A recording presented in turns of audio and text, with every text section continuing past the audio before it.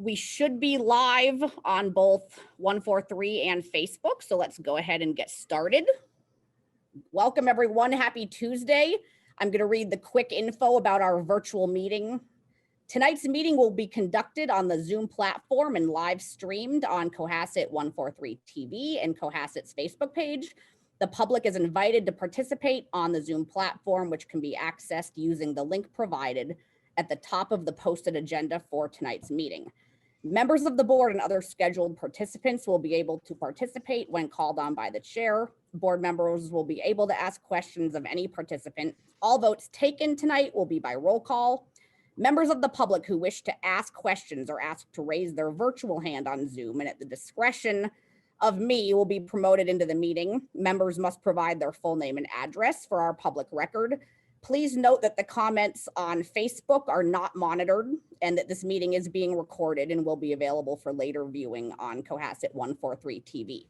And I'm excited tonight because we are starting a new tradition, and Corey and Chris and I are very excited about this, that we are going to invite members of our community each meeting to lead the Pledge of Allegiance.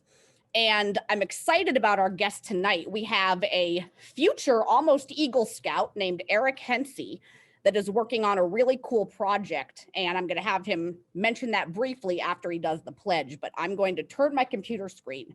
We have him right here in our office by the flag, and I think he's a great person to start with our tradition. So I'm turning the screen. Fantastic. Eric, say hi to everyone. Hello. All right. Hey, Eric. The stage is yours, Eric. Please join me in the Pledge of Allegiance. I pledge allegiance to the flag of the United States of America and to the republic for which it stands, one nation, under God, indivisible, with liberty and justice for all. Thank you. Yay. Thank you, Eric. And come on over to my screen real quick and just give a plug about the project you're working on, because I think it's really impressive and we're all really proud of you. So I'm working on an Eagle Scout project, which is a project to benefit the community, and I'm making sensory kits for first responders for people with autism and special needs. Terrific. So in the back of cruisers, like police cars or fire trucks, and I'm going to be making over 75 kits for 6 towns on the South Shore.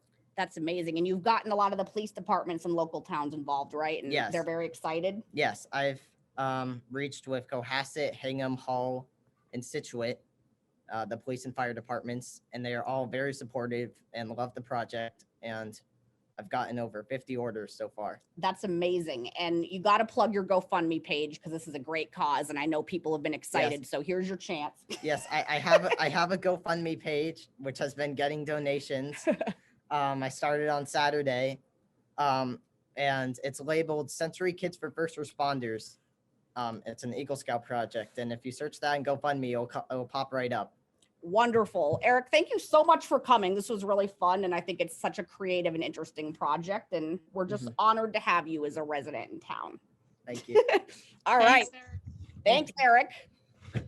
That was fun. So yeah, anyone who has an idea of people that might want to lead the pledge from now on, I think it's a really cool way to highlight leaders and volunteers and what's going on in town. All right, so we will officially call the meeting to order by a roll call vote, starting with Jack. Jack Creighton here. Corey Evans here. Jean Healy-Dippold here. Diane Kennedy here. Carrie Thompson here. All right, fabulous. Moving on to 2 proclamations that I am personally excited about. I think they're both really great to get done in the month of June. And we can start with the Pride one.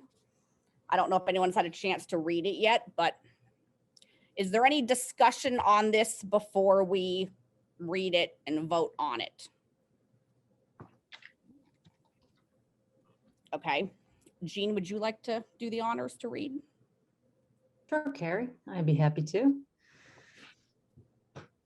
So we are the town of Cohasset. This is a proclamation for Pride Month.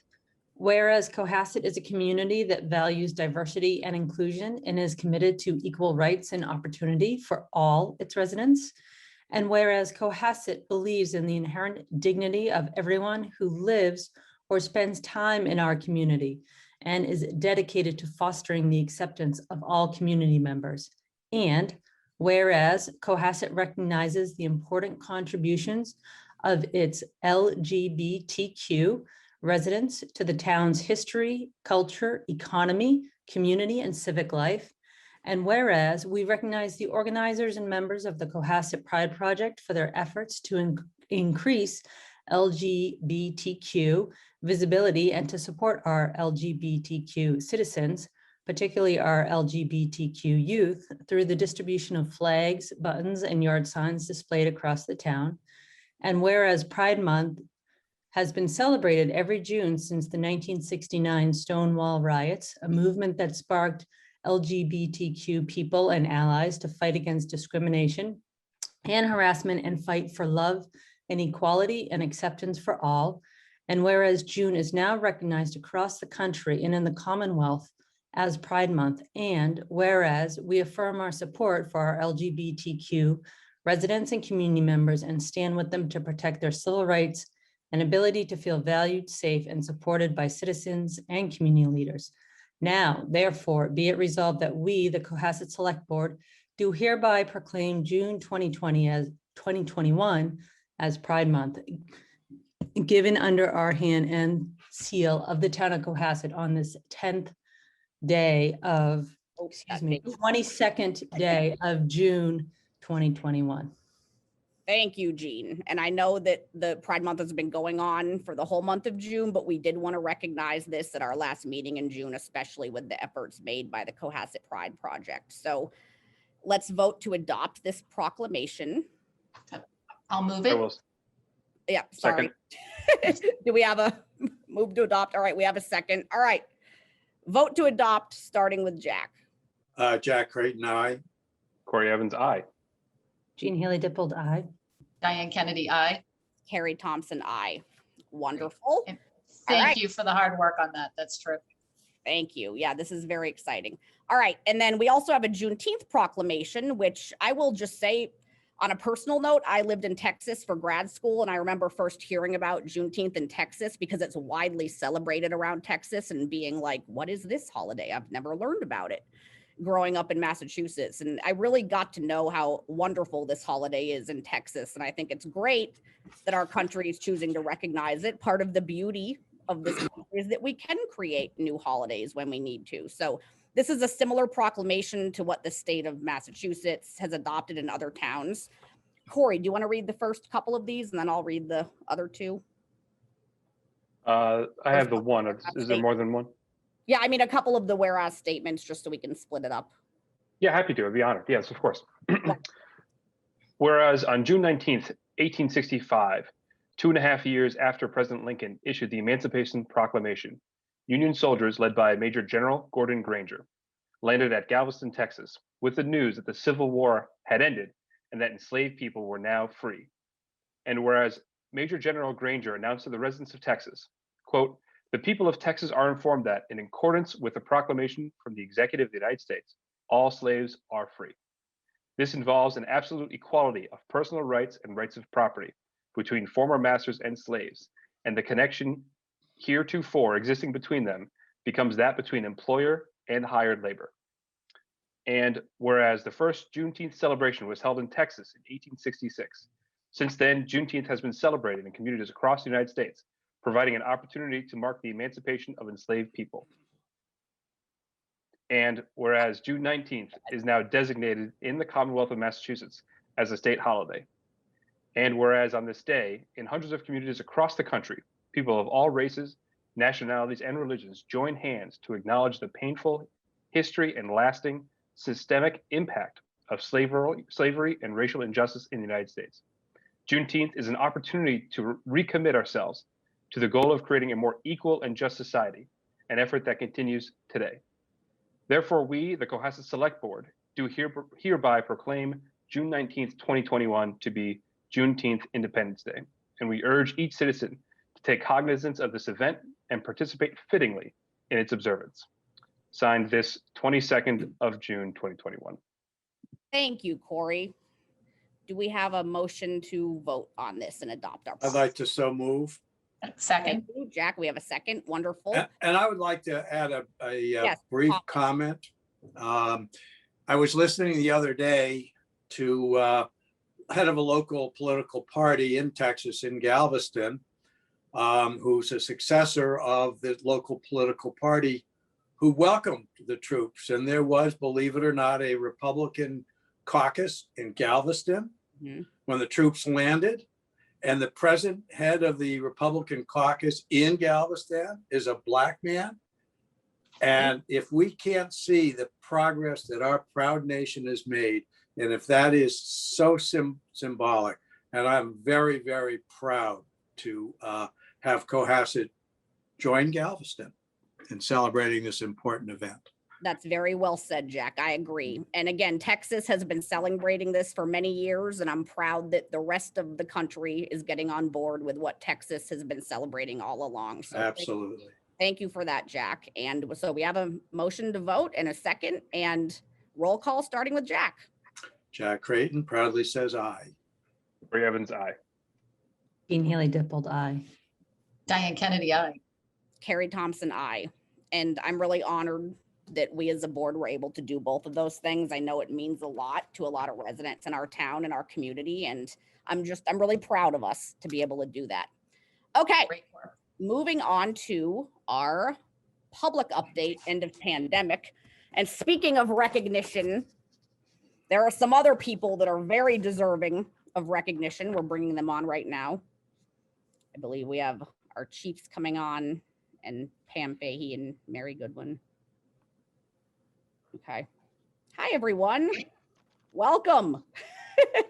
It finally feels like a different vibe with a pandemic update than it did for so long. And I really want to take this moment to just highlight and recognize all of you for how tough of a year this has been, but especially the work all of you have done.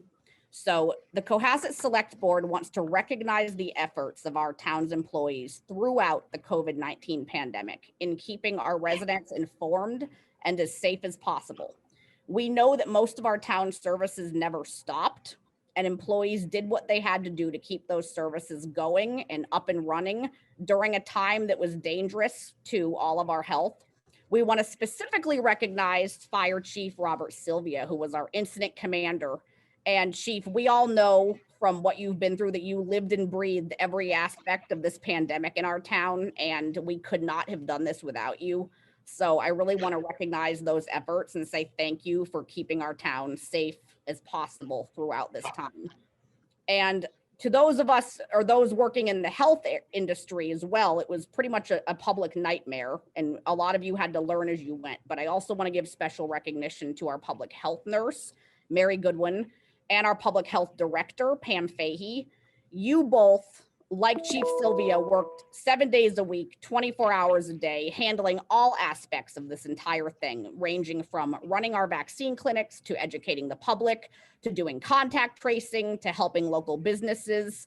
And those efforts don't go unnoticed. We are so grateful for all of you. I think that our town did so well in this past pandemic because of what all of you did. So thank you both, Mary and Pam. Seriously, it means a lot to us. You're welcome. Right. All right. Thank you. And let's do, and Glenn and Chief Quigley, we love you both too. I'm sorry. You both deserve separate recognition as well, but our plan tonight was to recognize Chief Sylvia, Mary, and Pam. All right. Let's start with an update. Chief Sylvia, you want to get us started? Yeah, but before I get started, I want to really give a pat on the back to the core working group, from public safety to public health, the DPW to the schools to everybody. I got to be the incident commander, but this was truly a team effort.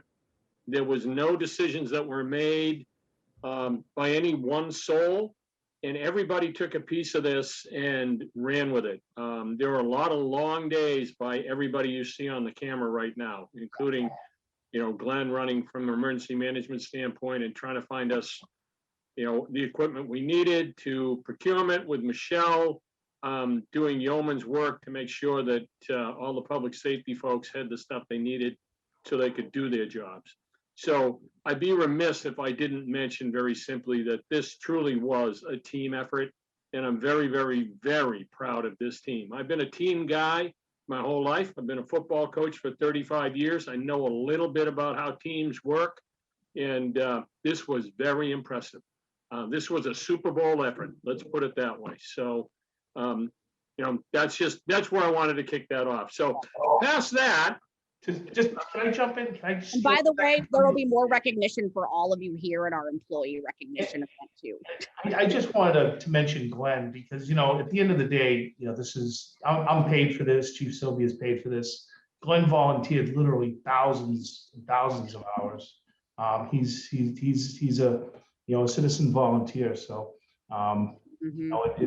it's really, he was sort of, if we needed something done, we called Glenn, and it, one way or another, it got done, and it got done quick. But I just, would be remiss not to say that. Well said. And Glenn, you've always had the most official, coolest background too, Zoom background. Thank you. All right. Okay, so back to the order at hand. Obviously, as we're all aware, with a stroke of the pen, the pandemic, as far as all the orders and everything else, have come to an end. I just want to remind everybody, and I'll let Pam jump right in here real quick, but I want to remind everybody, COVID isn't over. This is, if you haven't had the time to, this is my public service announcement right at the very beginning. If you haven't had time, or you've been on the fence about getting a vaccination, please give it some more consideration. We don't want to see this thing come back around in the fall when we have to go back indoors like it did last year. And I'll kind of leave it at that. And I think Pam's presentation will kind of back me up a little bit. So let's keep our fingers crossed and keep moving forward and doing the right things, because I kind of like the new normal. I like to be out and about. Riding my bicycle without a mask is fun. So therefore, I'll kick this over to Pam so she can do a little presentation on where we are and where we've come from. Thank you. Second that about vaccines. Go ahead, Pam. Thanks, Chief. Chris, do you have a couple of slides to throw up there for me? Or Justine? Somebody? There we go.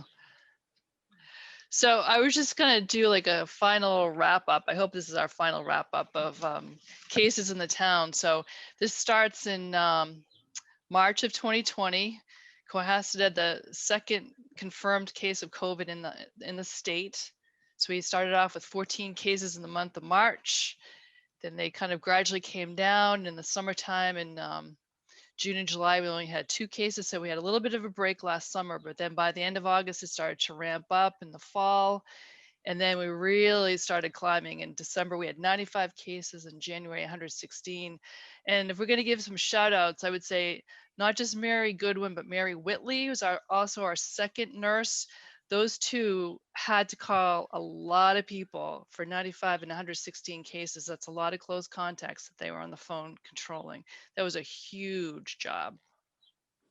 Then the springtime, we started, or even February, we started to vaccinate people. So there were 46 cases in February, and that's when first responders started getting vaccinated. And in March was a lot of the senior citizens in town. And so that was February, March, April, it started to be the general public. So then after that, by the time we hit May, we're down to 4 cases. And now in June, we just have 1 case. And so we really kind of made it through. It was really brutal winter, but it seems like we're really out of the woods.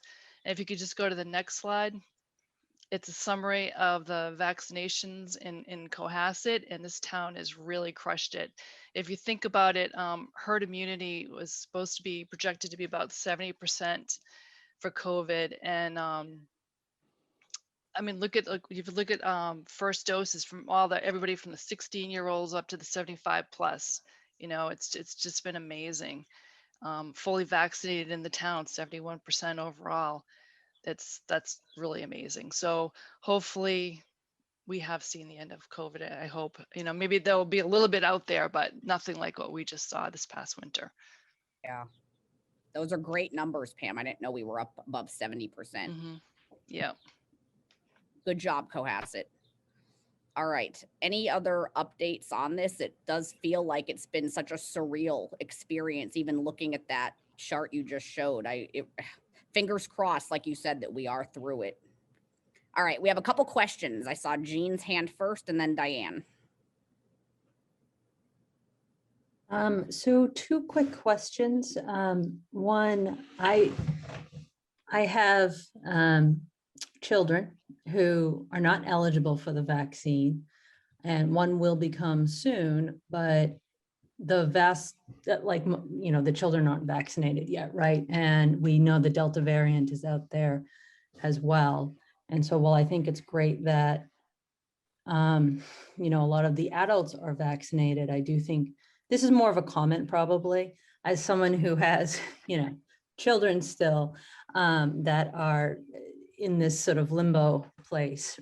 I think we need to be mindful of that as we move forward. And I'm not suggesting we do anything right now to address that, but in the fall, I do think that could become something we need to circle back on, particularly where I know that hospitals are preparing for a second surge in the fall as well. We know this, my husband works for MGH. It's just the reality of the situation. And so that might be something that we want to keep in the back of our mind too, from a planning standpoint.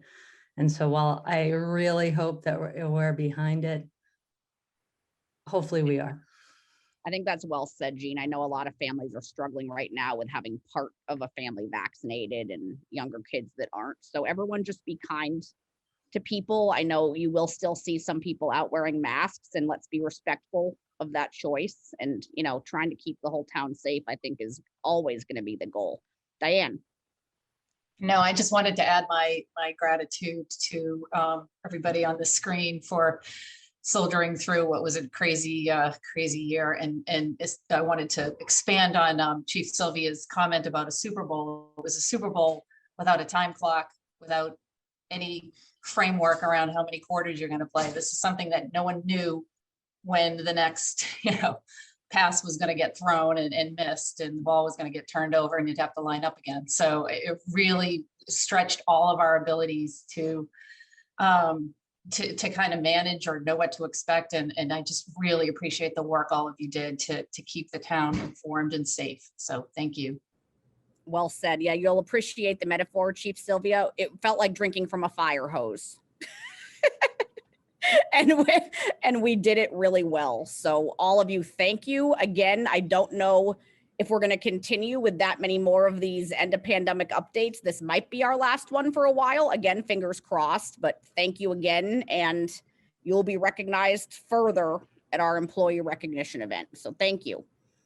Carrie, just one final thing, just so everybody is aware, we continue to monitor DPH and the CDC on a daily basis. So if we feel, we as the working group, which again, public safety, public health, emergency management, and so forth, if we feel that we need to get back in front of the board, we will obviously come through Chris and we will get back. So we have our eye on the prize, and we are not going to let down until this is a distant bad memory. So just be assured of that. And as far as how many days has this been, Glenn is the keeper of the record, so he can tell you it's day number. I believe it's 477. Oh, wow. Wow, it's wild to think about. All right, Corey, I just saw your hand up. Yeah, just I was thinking about the day number and just would love to get a little bit of feedback on when we would think it'd be appropriate to rescind the emergency order. I know that's kind of been on our minds, but do you have any guidance on that from anyone here? Chris and I had talked about that, and at one point we were hesitant to do it based on how that might affect our ability to get certain grants or funds with that. And Chris, have you gotten any updates about whether that will affect us? I know that Massachusetts has rescinded it, but we weren't sure at one point if we should. Chris, what do you think? Yeah, and again, I'd be happy to have Glenn jump in from what he's hearing. At this point, a lot of our neighbors have not formally rescinded theirs yet. Yeah. And again, it had to do with just making sure that eligibility for all the emergency funds are clear. I will I hope that once we kind of clear these hurdles over the next couple of weeks, that might be the first act of the new fiscal year is to formally rescind it. And again, I'll work with Glenn on getting some language. Is that basically, Glenn, I think what we're hearing from other neighbors? Yeah, I think the folks at MEMA say that it's a mixed bag around the state as to what communities have done. They say, don't worry, it doesn't affect any of the possibilities to get reimbursements and funding and all that, but I'm not sure I believe that. So the feeling, I think, is let's just do nothing for the time being. It doesn't hurt. Then if we have to rely on it, it's in place and we're ready to go. All right. I'd rather keep it in place for now and be safe than sorry. But we'll keep checking on that. Thanks for that feedback, Glenn. All right. Any other final comments about end of pandemic update? Jack. Yeah, I thought it would probably be a pretty good idea for the town manager to research and give us a list of potential fundings that might be at risk. Mhm. Because I think many people around town think we should stop the emergency as soon as possible, but we certainly don't want to do it if we're going to lose money. So, I think that's a reasonable thing to get a list of potential funding. So at least we know, and plus it will give us a list of money we have looked forward to coming in, which is a good thing. Okay. Yeah, and maybe even by our July meeting, we'll have more info that we can vote to take. Get the list by July. All right. Good. Thank you. Any other comments? All right. Thank you, our COVID emergency management team. You all are invaluable. All right. Oh, Pam. Yeah, waving. That's a wave. Okay. Thank you, everyone. You're welcome to stay on and listen if you want. All right. Moving on to public comment. I know we have Meg Wheeler here, I believe, on behalf of the Cohasset Select Board. And if anyone else is in our attendee room for public comment, please raise your hand and we will promote you. Meg, hi. Hi. Hey, everyone. Great to see you. Thanks for coming. Thank you for having me. So good evening. For those who don't know me, I'm Meg Wheeler. I live at 114 Forest Avenue, and I am a board member on the Cohasset Pride Project. So I am very excited to be here tonight to just give you a brief update. For those who aren't familiar, the Cohasset Pride Project is a newly formed nonprofit organization, and our mission is to make Cohasset a welcoming community for our LGBTQIA+ community members. Our work includes educating residents around issues that are specific to the community, as well as increasing support for LGBTQIA+ community members, and then raising funds for organizations that advocate for their rights. We've only been around for about 3 months, but we have done incredible work in that time. So very thankful to the rest of our board, as well as everyone in town who supported us. We've distributed nearly 200 pride flags and yard signs throughout the community. We've worked in coordination with the Cohasset schools to paint the crosswalks in the colors of pride. We participated in Straight Talk, which is a quarterly series that Scituate Pride actually hosts, focused on sharing the experiences of the LGBTQIA+ community. And we've raised over $5,000 from many generous businesses and residents. We all know Cohasset is an incredible community, but there are still many barriers to equity, safety, and freedom for LGBTQIA+ community members, both here in our community and around the world. So the education and outreach that we're focused on is really just a piece of that work that needs to happen to ensure a better future. We're very grateful for the support of so many of our local elected officials, town businesses, and residents. If you would like to support the Cohasset Pride Project, you can make a donation or purchase a flag or a sign on our website at cohassetprideproject.com. And also please follow us on social media at Cohasset Pride Project.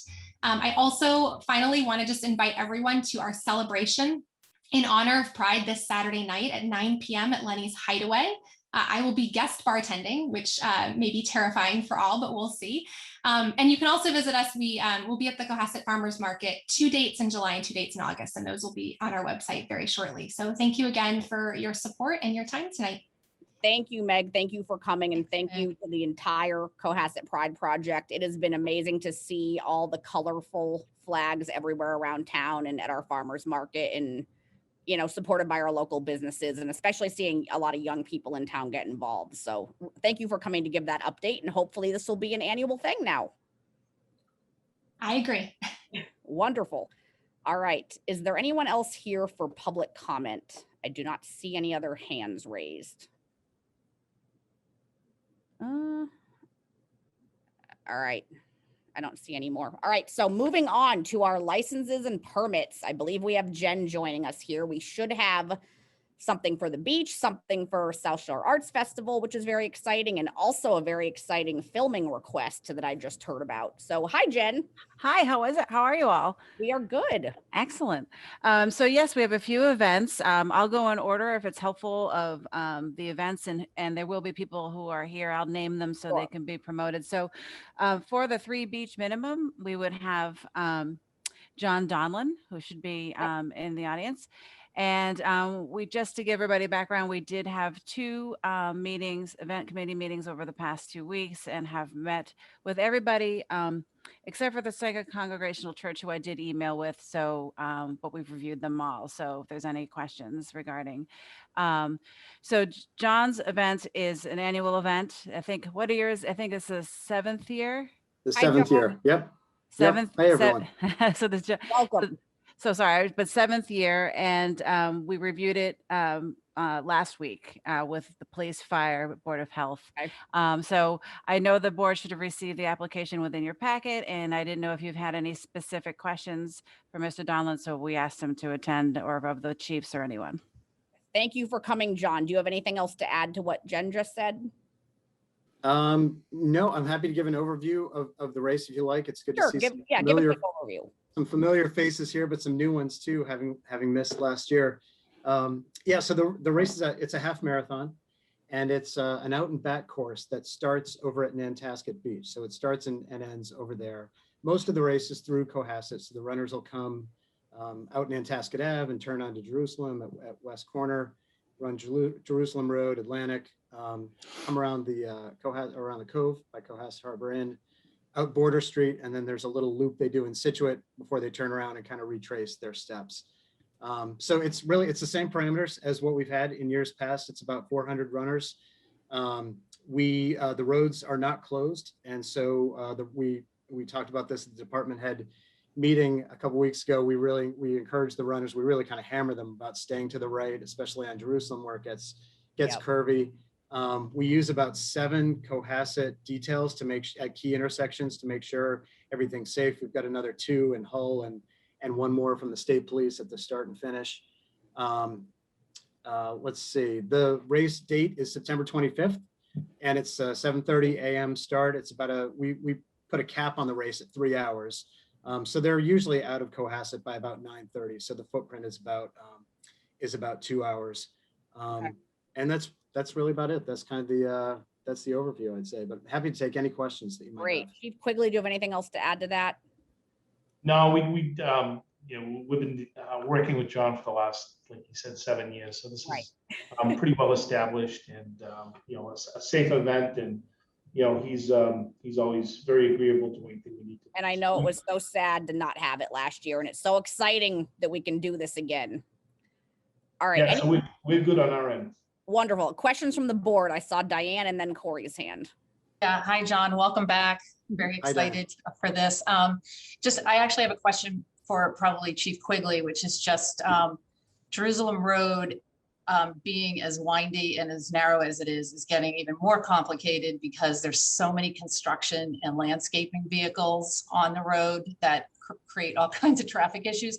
I just wanted to check with the chief that most of those, I believe, aren't there on Saturdays, or have we had any issues with cars parked, especially down near Deep Run to like Rust Way area? Yeah, there's a construction project going on there. And most of the landscapers and maintenance crews they try to bang out most of their work on like Wednesdays, Thursdays, and Fridays. So that's when we experience most of the problems. But this event shouldn't be impacted by those folks, and if they are, we can we'll work with the contractors to make sure that people get by safely. We have at least one officer that floats the route, so we can direct people around or whatever we have to do. Great, thank you. Corey. Hey, John, it's a great event. It was sad to miss it last year, and hopefully I'm planning to run it this year. But one thing we've been talking about in town is trying to link some of the events that, maybe use our roads or our beautiful, scenery to try to connect with some of the businesses in town. And, being familiar with your run, it really seems like everyone kind of gets to Nantasket, they go back, they do the run, they go back to Nantasket, and then they kind of go home. Yeah. So, this isn't a demand for anything, but just I'd encourage you to try to think creatively, if all possible, how to connect, this run to, some of the food establishments we have in the area, whether it's just publicity or something else, just to try to bring a little bit of traffic to the small businesses we have in town. Yeah, it's a great idea, and I'd love to do that as well. I've thought a lot about that in different permutations of what the course could look like, potentially ending at the center of town, that sort of thing. That's not going to be the case this year, but what I've tried to do, and I'd love to hear more ideas either now or if folks have ideas later on offline. But one of the things we do, we try and get sponsors for the race, and I try and get as many local sponsors as we can, and then I encourage them to come to the start and finish, set up tables. They're welcome to set up a booth, with a certain level of sponsorship, and hand out coupons and get people coming back. We also do an after race party that's right there at the Parrot at Nantasket, which is easy because folks can kind of walk right over. But we might, I'd love to look at doing something to get people, coupon to come back and have lunch afterwards back in town. I think that's a great idea. All right, if it's okay with you, myself or Carrie will reach out to you, because we are running a economic task force that's kind of looking at trying to bridge these things. So if you're open to that, we'd love to chat with you. Oh yeah, fantastic. Great, thank you. Great, Yeah. thank you. Wonderful. Yeah, we'll talk about that further. All right. If there are no other questions, do we have a motion? I'll move. Okay. Do you want to make the motion, Jean? Yes, yes, I will move to issue the permit for the 3 Beach Minimum Half Marathon on September 25th, 2021. Thank you. We have a second. All right. We will vote by a roll call, starting with Jack. Jack Creighton, aye. Corey Evans, aye. Jean Haley Dipple died. Diane Kennedy, aye. Carrie Thompson, aye. Thank you, John. All right, thank you We'll have all. good weather. We'll be in touch. Okay, that sounds great. Thanks again. Great. All right. Moving on to the Art Center, I believe we have Patrice here coming on.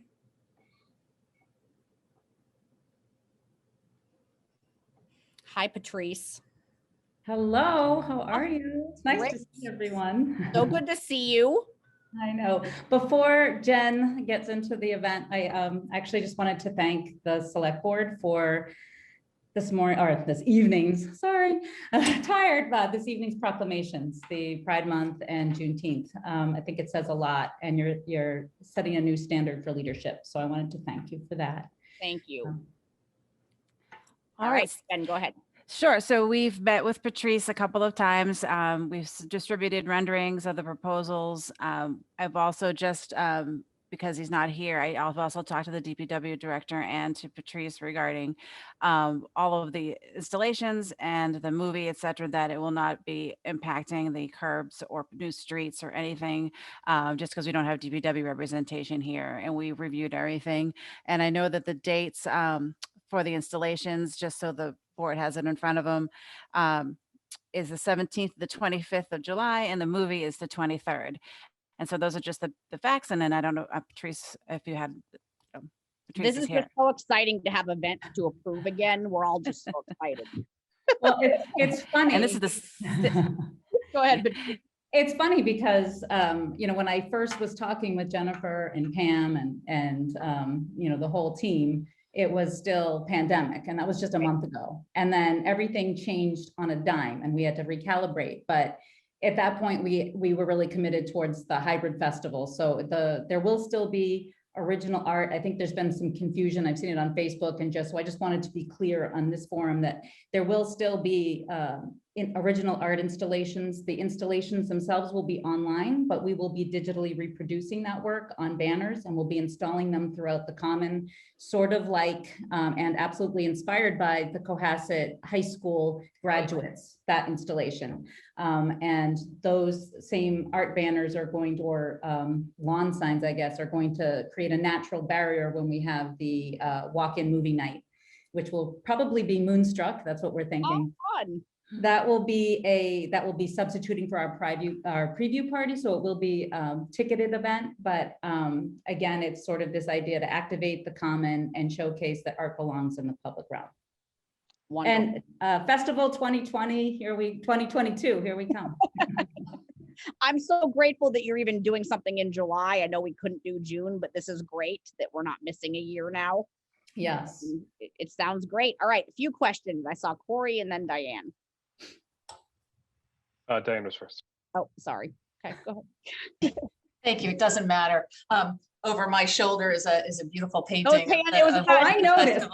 I had to show that off. It's one of my prized possessions. But I just have some questions just in terms of the schematic kind of layout. So this is going to take place on the flagpole side of the common, not the church side. So can you, I wasn't able to, I can't share, but we have this. It's in our packet. We all have that. Really cool drawing. So. Oh, that's different. Yeah. That's so 3D. Here's the church. Here's the screen in front of the church. We've got our 70 or so blankets. Okay. And food trucks are in the parking. Where are the food trucks? It's hard to see. We've got some food It's a much trucks better drawing than we got. in the parking spots. So I am working with Chief Quigley on this. And I did look into there is an event at the Music Circus. So we are looking at what other parking, we were initially, now when we traditionally had our preview party, which this is substituting for again, we've never had special parking. We have the trolley for the actual event, but there's about 250 people coming. We've used the town hall lot, we've used the town lot, and then the Awesome Blossom lot. And I think Chief Sylvia mentioned that we could also consider the library because it won't be open at that time of night. That's so true. We are looking into those parking considerations, but I am very invested in working with the town on additional parking solutions if they feel that those are needed. Just a couple more. Oh, go ahead, Bill. Go ahead. Oh, Sorry. so, I'm sorry. Yeah, I had the same drawings you guys had, and I gave Patrice some homework. I needed to know which way trucks are going to face and stuff, and I asked her to sketch. We did update it. I got a beautiful. I'm actually going to frame my copy. To True Art Center fashion. They are. I know. It's very squared away, and I can share that with the board. But did I forget to send them to you? They're going to be facing. We're going to make sure that the truck will be. No, I have them. Oh, okay. Okay. Yeah, I did. They're beautiful. Much more than I expected. But, we aim to please. We'll make sure they're parking the right way for the window. So we've done due diligence, and she's working with the safety officer as well about to mitigate any possible problems with parking. So we're in pretty good shape. Perfect. Diane, did you have a follow-up on that? Just a couple others. So just in terms of the food trucks, you anticipate them both being on that William Long Road and on the common? No. We took them off the William Long Road because I understand now, which I didn't realize before, that that's an access point. So that's no longer going to happen. They're going to be in the parking spots on Main Street. Okay. And then the only other thing that I'll just throw out there is because this is public space, I think that you may get some people that just kind of sneak in on the side and watch it. So just to kind of be aware of that, because we can't really cordon off everything. We're like totally with the festival. Okay with that. Initially, our concern was, pre-restrictions easing, there was a limit of 150 people. So we were very concerned about how we could make that happen and observe that. Knowing that the restrictions have eased, that's not so much of a concern. That's a good point. Okay. All right, Corey. I got there. Yeah, I saw the questions again about food trucks. There was a note about trying to have alcohol sales at the event. I didn't know if the chief or Jen would speak to that. Is that even possible? Yes, it is. They would have to come back for liquor license applications, and there would be restrictions on that. So that's a second step. Okay. And we've been in touch with, I had a conversation with Pam Fahey, who said that the the alcohol purveyors would need to apply directly, as will the food truck purveyors. They will need to put in their applications themselves, and I'll support them. So I've been in touch with all of them, and I'm helping them prepare that. Great. Yeah, that would have to be at our July 13th meeting. Okay, I'll make a note of that. We'll make a note of that.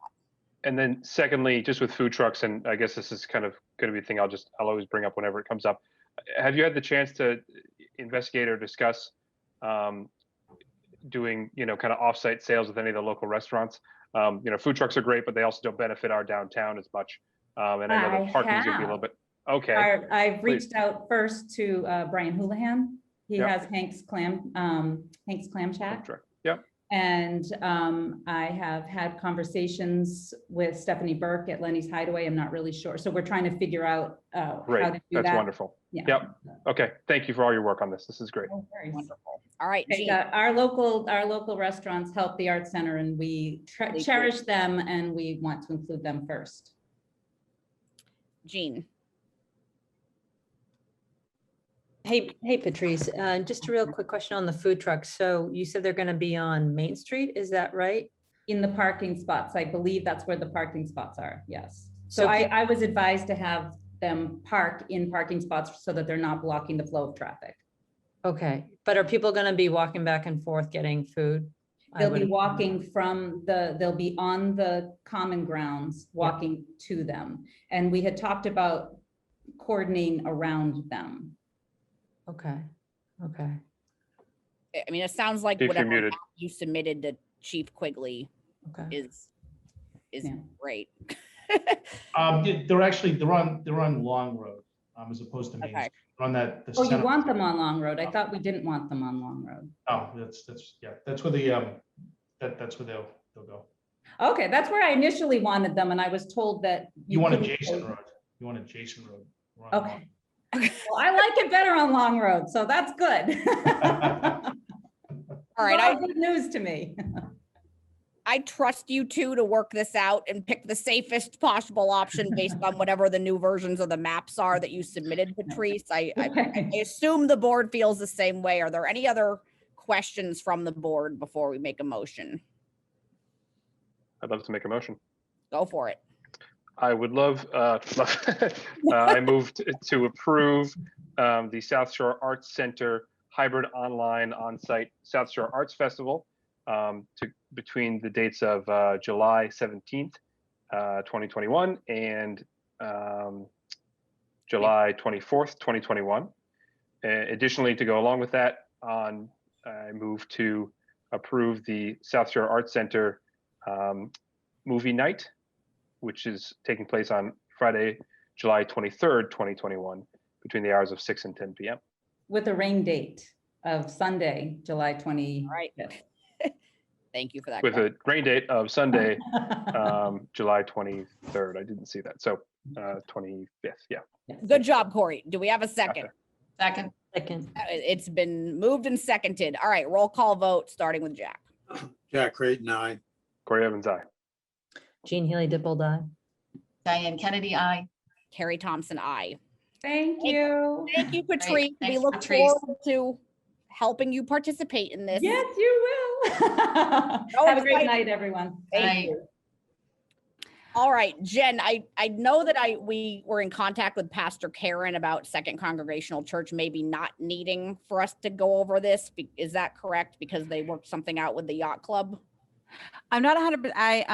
I had been in touch and sending, the application came from Paul Carlson.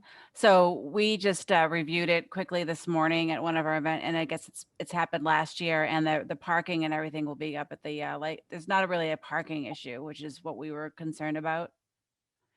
And so the parking was the concern was at they're parking at the Lightkeepers and down the road, so there won't be an issue. And Lori's going to alert the fishermen so that they know that this will be happening on Sundays. Okay. And I know they did this last year and it worked fine last year, but do we need to make a motion on this?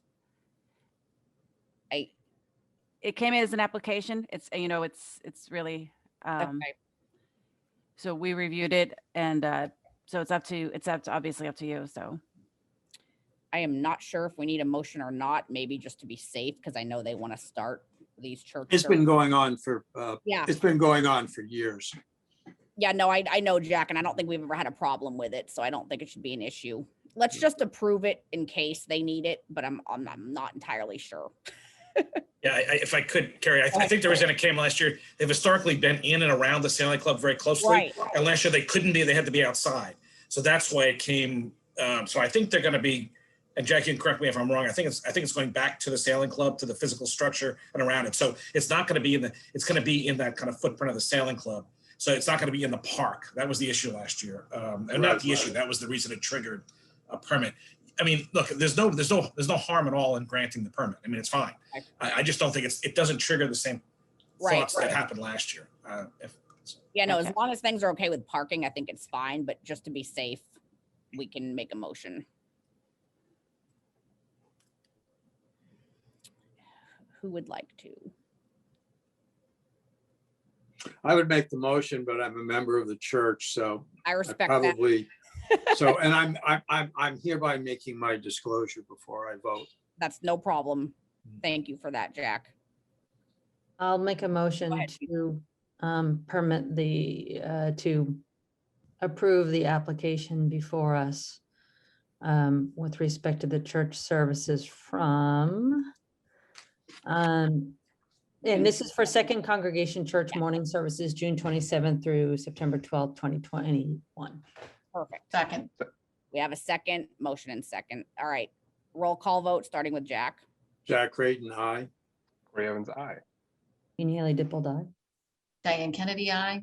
Carrie Thompson, aye.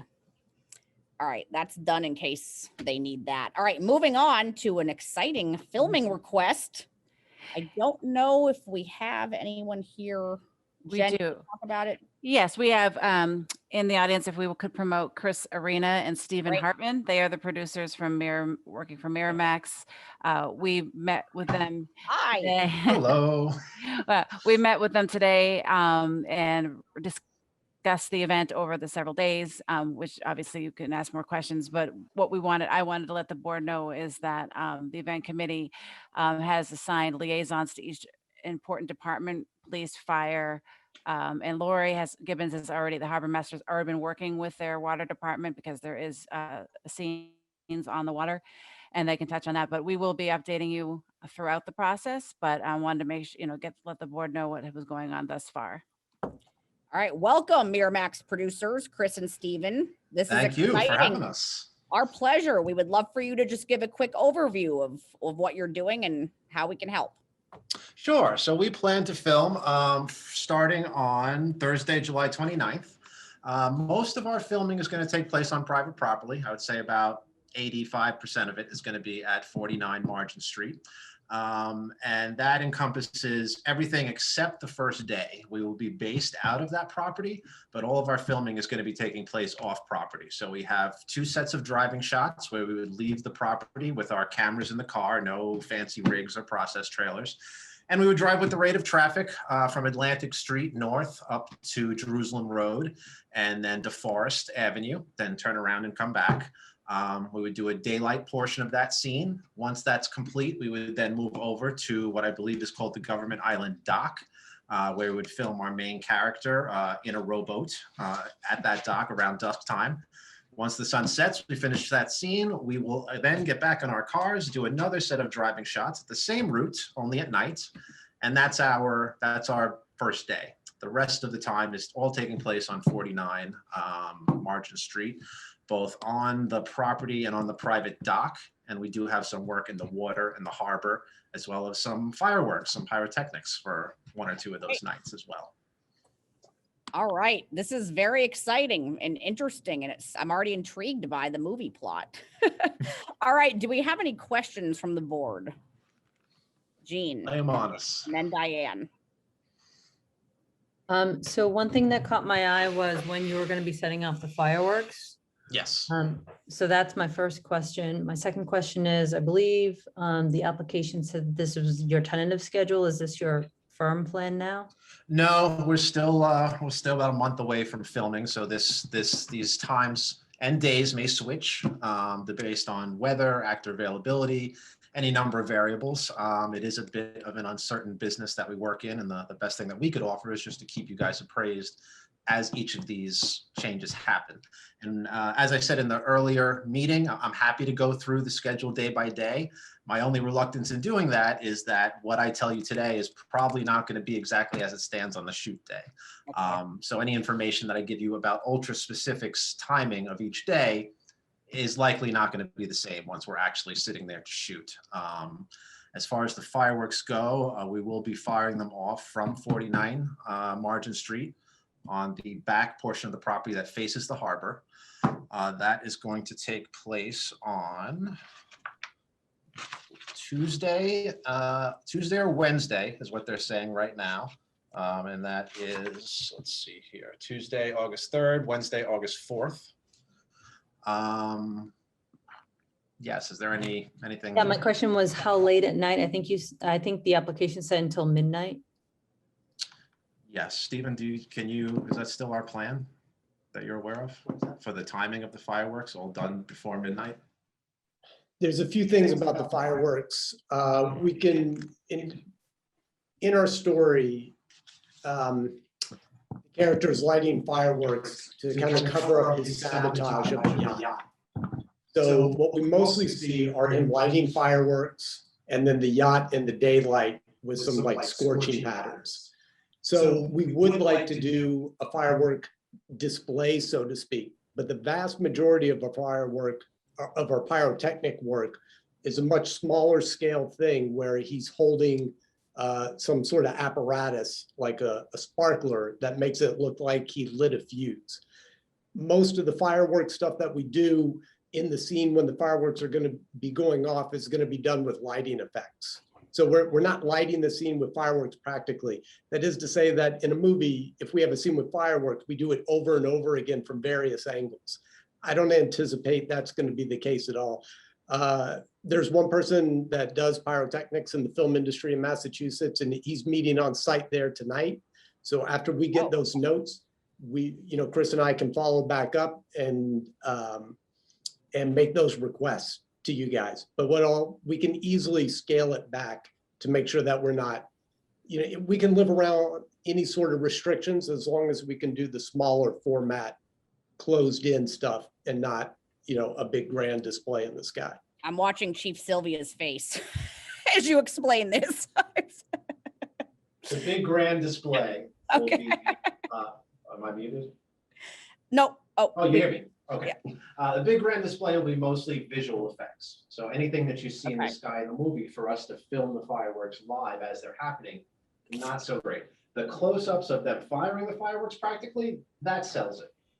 So that would be the primary focus as we understand it right now. These things do change and evolve. Yeah. So as Stephen said, once we get some more specifics tonight, we'll present you our plan and you guys give us our feedback and we'll take it from there. Does either chief have a response to this, or are we still waiting for more information just on safety as a follow-up? Very, very quickly, as I said to Chris and to Stephen today, this is not the first time Hollywood has come to Cohasset. Some of us go back quite a ways with Hollywood being in Cohasset. Mm-hmm. So there is, as far as pyrotechnics, obviously there are permitting and inspections and all sorts of stuff that comes with it. So this is the very first baby step, and we will work very closely with Chris, Stephen, and the pyrotechnics, special effects folks to make sure that everything is done and done safely. So we obviously have to be, part of it is anything that we do as far as fireworks, pyrotechnics has to also go through the state fire marshal's office. So we work hand in hand with those folks at the same time. So there shouldn't be a problem. Thank you for that. Jean, does that answer your question relating to fireworks? I know we got a little on a tangent there. Yes, sort of. Part of my concern is about noise in the neighborhood, firing off fireworks at midnight. All right, that's valid. All right, Chief, quickly, I saw your hand up and then Yeah, we assigned a liaison. The police department assigned a liaison to the producers. So we have a pretty good, based on info from today's meeting, we have a pretty good handle on the shoot dates, the times, and what we need to do. Don't anticipate any problems. These, quite frankly, these groups are great to work with. This is what they do. They do a lot of our work for us. And we'll, I think the key will be just good communication, with the public. We have to, when we learn something, we want to get it out to the public. And I agree, Gene, on what the comment you brought up. I definitely think we need to communicate with the public that this will be happening, on these days and times, so no one freaks out. All right, Corey, and then Diane. I'll preface this with, if this is too much of an ask, just say no. There's no pressure on the thing. I'm heavily involved with the local community access TV station, and we have a lot of really great student interns or work study students that are, we've actually got a couple people that have graduated from our program that have gone into being in film production, have their own studios. Is there any accommodation you could give us for a couple high school students for either a short walkthrough or just hey, stand here and watch the process? I think that'd be really get them jazzed. Oh, You're muted. Chris, you're muted. Hold on. Now you're both muted. Yeah. Unmute. Look at that. I was just saying, it's taking all of my restraint not to shout out an emphatic yes, because I got that when I was in college. I had that opportunity. I guess we have to talk to publicity or the studio or the producers. Times have changed since I was in college. I understand. Yeah. When we have had, not us personally, but other production companies have had negative instances with interns and issues where it was completely banned for a while to have anyone on set that was not part of the production for insurance reasons. I don't know. Steve, do you have? We can get, because it's exterior filming, we can get them. Oh, great. Yeah. Fantastic. Okay. All right. So I think we're okay. I think we're good for that. Let's. Okay. So we'll talk later. I'll talk with you. Perfect. Send me whatever information. Yes. We'll talk on the side. Great. And Wonderful. I appreciate that very much. Yeah, I'm no. really super excited. Great. Any chance we can involve students in this? For the record, guys, I'm a professor at Emerson, so I very much appreciate what you're doing too. And I will say, I don't know if the board's allowed to ask for a, private meet and greet with your handsome main star. I'm kidding. I'm kidding. Totally kidding. That is something that I would not be able to do. That would be out of school for me to say, but certainly we could make a request. Just teasing you. All right. No, getting some students involved would be wonderful. All right, Diane. So my question was on the fireworks, which I know because of past requests, it all goes through state permitting, and it's nothing we have a whole lot of say in or over. So I'm glad that you're in touch with the chief.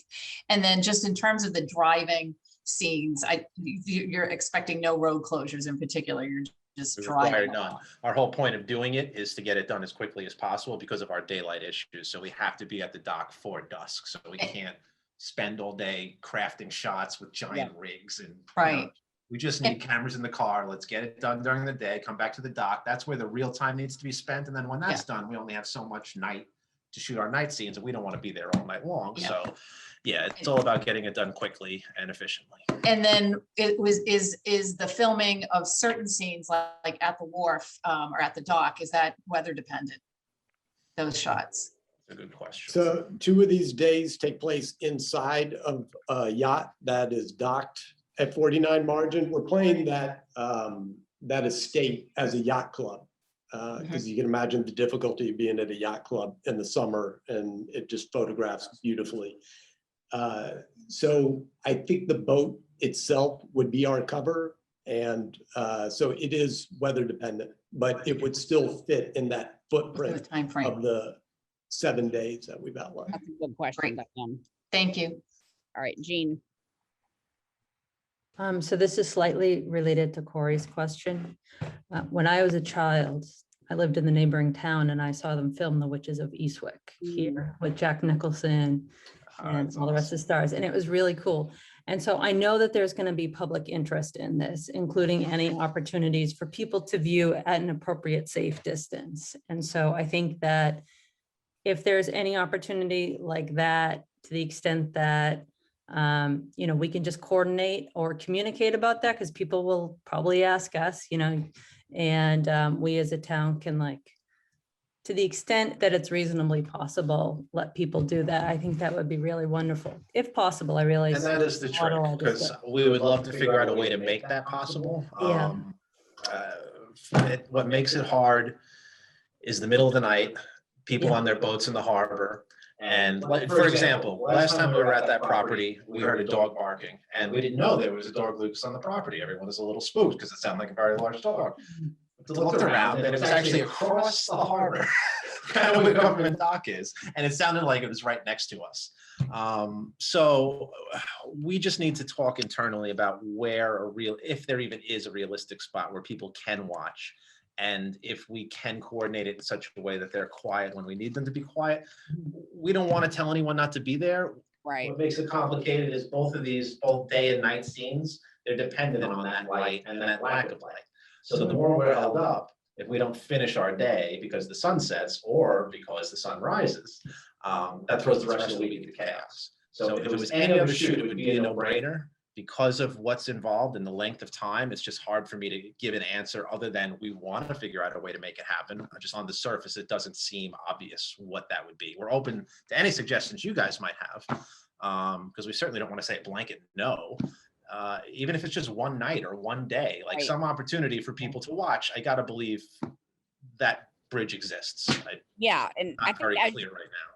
I think that's really well said, Chris. Obviously, we don't want to prevent you from doing your job and getting it done within the time frame we're approving. But as you're working on the schedule and we're figuring out whether, I think we can really help maybe get the communication out to the town with our fire and police chiefs and letting the town know what is acceptable and appropriate. But I agree, it's kind of hard to plan it right now when you're not entirely sure about the location. But I really appreciate both Gene and Corey bringing those issues up because this is so cool. We're so happy that you want to film in our town. I think it's really I can't cool. imagine that there aren't production companies banging down your door. I mean, it's just a gorgeous, I'm very new to the state and extremely new to the town, but every time I come, I just find another natural, beauty, something that's just like, oh my God. And I know. And like Gene said, I mean, I've heard stories of everyone thinking back to when Witches of Eastwick was filmed, and so many people in our community have wonderful stories of that filming. So it's a great part of our history of town and we love it. So I think it's really good if we can maybe flesh that out, not during this meeting, but in the next couple of weeks, possibly. Yeah, I would like to continue talking about it. At the end of the day, we're guests in the town and we don't want to tell townspeople that they can't be in their town. We just got to figure out a way to make it work. I agree. The larger challenge for us are going to be people on the water. Right. I imagine, we're going to have 49 Margin lit up like a Christmas tree. Anyone that's on their boat anyway is going to notice. They're going to be drawn to that. Camera flashes from their phone or people hooting and hollering. Those are the types of things that I still can't fathom how that can be controlled. But that's our primary worry, that we may not get anything done if there's no way to clamp down on that. I know it can't totally be controlled, but we can maybe try to communicate to the town appropriate behavior. Make me laugh when you say that mid-sentence. Again. Right. Well, Chris, you should understand that this is Cohasset, and in Cohasset, we just plain don't hoot and holler. Oh, I find it very hard to believe. Okay, Jack is Especially in saying the summer months on the water. Jack is saying that the town's going to behave for you. Absolutely, and I'll be first in line. I'm known for my proper behavior. Jack will be an extra. Okay, all right, Corey. Do we need a motion on this? What's the phase? We do need a motion. Jen, let me ask Jen, what particular motion do we need in terms of language here? So they filed a filming permit in Cohasset, and so I think it makes sense to approve the filming in Cohasset, and then we will come back with updates because Chris, Stephen, and all the liaisons will be keeping in touch. So I think it would make sense for us to continue to give you updates. Great. Probably on a meeting by meeting basis because we'll be to the end of July before you know it. So that's all I would suggest. And Chris and Stephen, if you would be willing to maybe come to our July 13th meeting for an update heading into filming, just Absolutely. to clarify stuff for us, that would be wonderful, but we can make the motion tonight. Yeah, I'd like to move that we approve the permit for Fletch. Countess, I think. Countess. Countess Productions is the production company. Fletch is the name of the movie. Got it. Okay. That's what And for those unfamiliar, I don't know if anyone's seen the Fletch movies from the 1980s starring Chevy Chase. This is a reboot of that concept. So comedy, Master of Disguise. Good plug. Good plug. Thank you. That movie was my husband and my first date. Get Oh. out of here. Wow, wow. that's very cool. It was outrageous. All right. It has been so ever since. All right, we have a motion. Second. We have a second. Corey's seconding. Thank you for keeping us on track, Corey. This is a fun thing to talk about. All right, roll call vote, starting with Jack. Jack Creighton, aye. Corey Evans, aye. Jean Haley Dippled, aye. Diane Kennedy, aye. Harry Thompson, aye. Thank you, Chris and Steven. This is really exciting. Our pleasure, guys. Thank you for having us and making the time. Wonderful. Thank you. All right, and thank you, Jen. Thank you. See you soon. All right, Talk see you soon. Bye-bye. All right. We got our Hollywood moment done. That's very exciting. All right. So in terms of the boards and committee appointments, we were going to do the housing authority interviews tonight. I spoke with Taffy though, and she made a request to postpone that till a July meeting. So I hope that's okay with everyone. I'm not sure if we need to make a motion to take that off the, or strike that from the agenda. Dan, is that something we need to do? Look, you're muted. I don't think you need to do that. Okay. All right. So moving on, we have our finance director, Don Pyatt, for our FY21 budget update. Hi, Don. Good evening. How's it going? Very good. How are you? Great.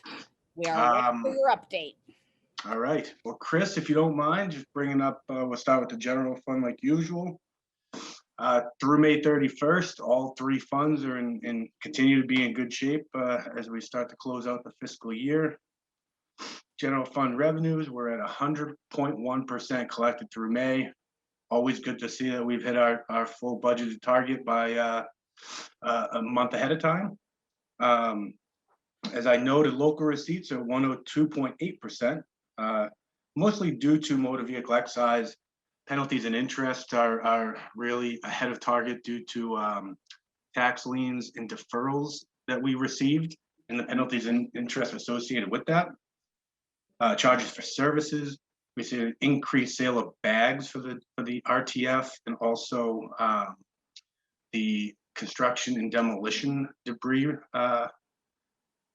removal. So the cost for the contractors to dump their construction and demolition debris. I did note there were a couple areas that we are seeing a bit of a downturn from year over year. Again, we did reduce our estimates about 10%. We're about 13.6% below last year. Some of that has to do with interest earnings, which is pretty variable year to year. We are at 126% of our budget, just to note there. Meals and room tax is down a bit. We're still waiting on our fourth quarter. I do expect us to hit our target for that. However, the governor has extended some of the due dates for small businesses to submit their last quarter meals tax. So depending on how those numbers come in, we might not clear what we have in the past few years, but I do expect us to come pretty close, if not exceeding our target. And then just another area that I did note in my memo was just a budget error that we identified during the fiscal 22 budget process related to betterments. You see that we're down about 89%, 286. Forecast, excuse me, a little under the weather.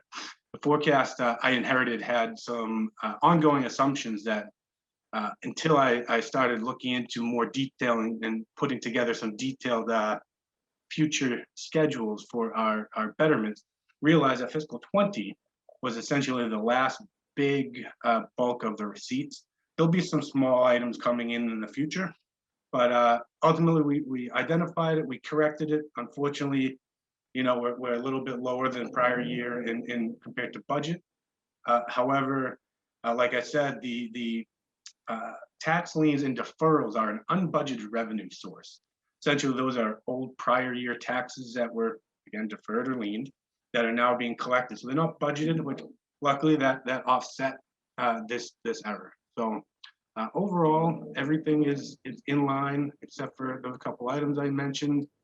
We have one more month of state income or state revenue, which is about 230,000. We got our last quarter of meals tax and just one more full month of collections on all our other taxes, fees, etc. So looking good there. On the expenditure side, we are noting about 92.9% of the budget expended. And what you'll notice is in this format, I've included encumbrances, which are essentially goods and services that we plan or incurred, but have not yet paid. So purchase orders in the system. Again, the last few months, it's important to really see not just our budget to actual expenses, but really what we've also incurred and what we're legally obligated to fulfill. So that's why you'll see these in the last couple months. Again, no real significant issues in any of the departments.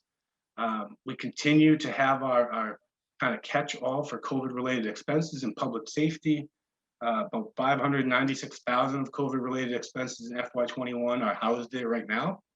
During the closeout, those will be reclassed to one of 3 potential grants. We have either FEMA that will be charging that to, CARES, or the new ARPA fund. Most likely, but those will be the 3. And essentially, these are just COVID-related expenses that were never planned, not foreseen. There's no real impact at all on the operations. We essentially spent these funds, but we had a grant in place. So there's really a net zero with all this activity. So if anybody has any questions on general fund, I'd be happy to go through that now. Thank you for that update, Don. All these updates are really helpful that you do. I saw Diane's hand first. And just a clarification, because I was writing down the question and then you started answering it, so I missed it. So the 596,000 in COVID expenses, where is that living in the budget materials we got, or is it somewhere else? It's in public safety. If you're in the general fund expenditure report that I give, the detail by department, within emergency management, there's a line item. It's called COVID. 291-5700, and that's where basically the catch-all is. Now, there are some other expenses throughout other departments that are charged to the departments. The bulk of it is in emergency management. I maintain this big master spreadsheet that at the end of June, as of June 30th, all of those expenses, whether they're housed in emergency management or maybe in facilities or police or fire, will be moved into these grant funds to offset all those. Great, thank you. All right, Jean. Hey, Chris. I'm sorry, Dawn. A quick question on the overtime, and you may be going into this, but I don't think this is a line item within a budget. Is that right, for police and fire overtime? Yep, it is. Oh, yeah, it is? If you look in, again, in that, it's, see how many pages it is. Again, it's Fund 1 year-to-date expense is a document title. There's about 41 pages broken out in detail by department. And so in pretty much any department that has overtime, you'll see a line item for overtime. So police is an item in there. And we also document that in our financial trends report that we send out. We show a month-to-month, year-over-year tracking of that overtime as well. So if there's a specific question to that, I could. Yeah, does that answer your question, Jean? Or Yeah, my question was on the amount. For example, with police overtime, I know, for example, when we talked about this during advisory, where we were talking about how police overtime, because it was so large and potentially variable, that, you know, we were trying to figure out whether to account for that within the budget itself. And I understood actually that that was being funded through free cash based on those conversations at advisory. No, so do we budget the full amount? No. 375 is a budget. We probably hit about $75,000 to $100,000 deficit in that line item every year, just the way that the staff is set up. And again, I've had lengthy conversation with Chris and Chief Quigley on this, and Chief Quigley could definitely explain it better than I. We do budget very conservative everywhere else. So I guess the thought process is, at the end of the day, at the end of the year, we are allowed to do by law reserve fund transfers. Between I believe it's May 15th through July 15th, we can come to the Board of Select Board and Advisory to do transfers between departments. So The reserve fund and advisory sits at about 250,000. For the most part, 230,000. For the most part, the only items that are really hitting that transfer or that would be transferred out of there before year end, mostly is snow and ice deficits. Last year, we didn't have one because of the warm winter. This year, we'll have about 100,000. We did have a small transfer, but for the most part, we can make up that overtime deficit with these year-end transfers. So I guess, you know, it's something we can continue to consider during our budget time in the next year's process. But again, if we do fully fund that, then it's just we're reducing our reserve fund. We're reducing, and that's something that we're trying to work on increasing as well so that we have more flexibility throughout the year if anything unforeseen or emergency happens. So, but no, there's no free cash charging that. We've historically, since I've been here and looking at the historical documents from my predecessor, we have not used free cash to fund any of those deficits. It's all been done through reserve fund transfers or year-end transfers. And with the police overtime, we're at over 450 right now as of May, right? Yes, we're about $100,000 over as of May 31st. Okay, okay. Diane. I guess one of the things on the police overtime, and I'm glad Dawn talked about the interdepartmental transfers that we do before July 15th, but if Chief Quigley could address that, is any of that police overtime, because this is always a conversation philosophically about budgeting and staffing levels and overtime, but is any of that going to get reclassed into COVID? Yeah, so the issue is, you know, we have 19 offices. There's 18 line people in I. In that, by contract, we have to fill 3 shifts. Well, there's 9 shifts per day, 3 day, 3 evening, 3 midnight. So we need 9 people a day to fill 7 days a week, 30 days a month on average. So going into this, any absence, if an officer is absent for training, for court, for vacation, is out sick, taking a personal day, we have to replace that officer and it causes overtime. So any absence at all causes overtime. So that's the problem. And besides that, you know, with the staffing level that we run with an 18-person department, really, there's structural, there's built-in open shifts. So those shifts are filled with overtime. And we do this, it's you know, it's been done for years this way. I'm not exactly sure why, but it's worked for the most part. But in the overtime numbers, you know, Dawn would know, you know, has looked at the history, you know, probably more recently than me, but for the last, you know, 10 years, it's very consistent. So we do have a number that we know. And, you know, based upon, you know, the benefits package that the officers receive through collective bargaining, we know how many vacation days they get. We know how many, you know, sick days they're allowed. We know how many training days are taken. And, you know, there's a cost. You know, I have an average cost. So the $375,000 that's budgeted in overtime basically covers the known overtime. Anything else beyond that, whether it's COVID, you know, some type of special event, an emergency, those things are covered with the, you know, I'll say free cash. It's not really free cash, but they go beyond the budgeted amount. So it's done on purpose. And we had a, you know, blue ribbon committee look at this, you know, 6 or 7 years ago, and yeah, they come up with the, you know, they thought this was a good way of doing things. So it's definitely worth the conversation. Yeah. But it's, you know, it's on purpose. Diane and Jean, is this answering either the, Diane, you're okay. All right, Jean.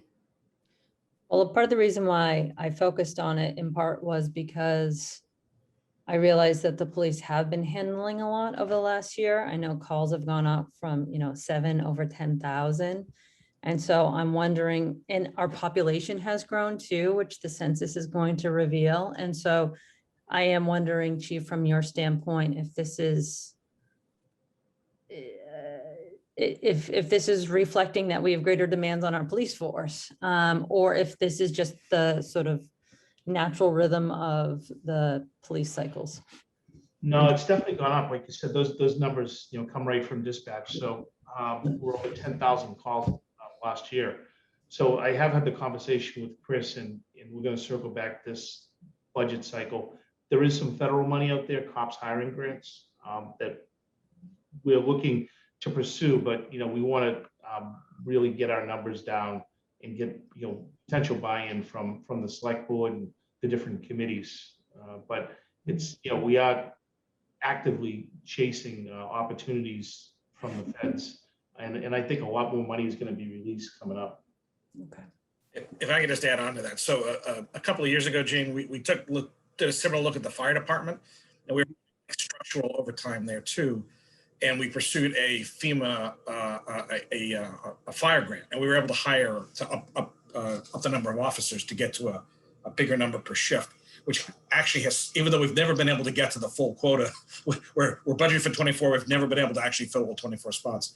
It has started to have a positive impact. And then fire works differently than police. I mean, there's a different kind, that said, it clearly showed, but there is, up until this last month, there was no cops. There was money, 20 years ago to hire more police officers.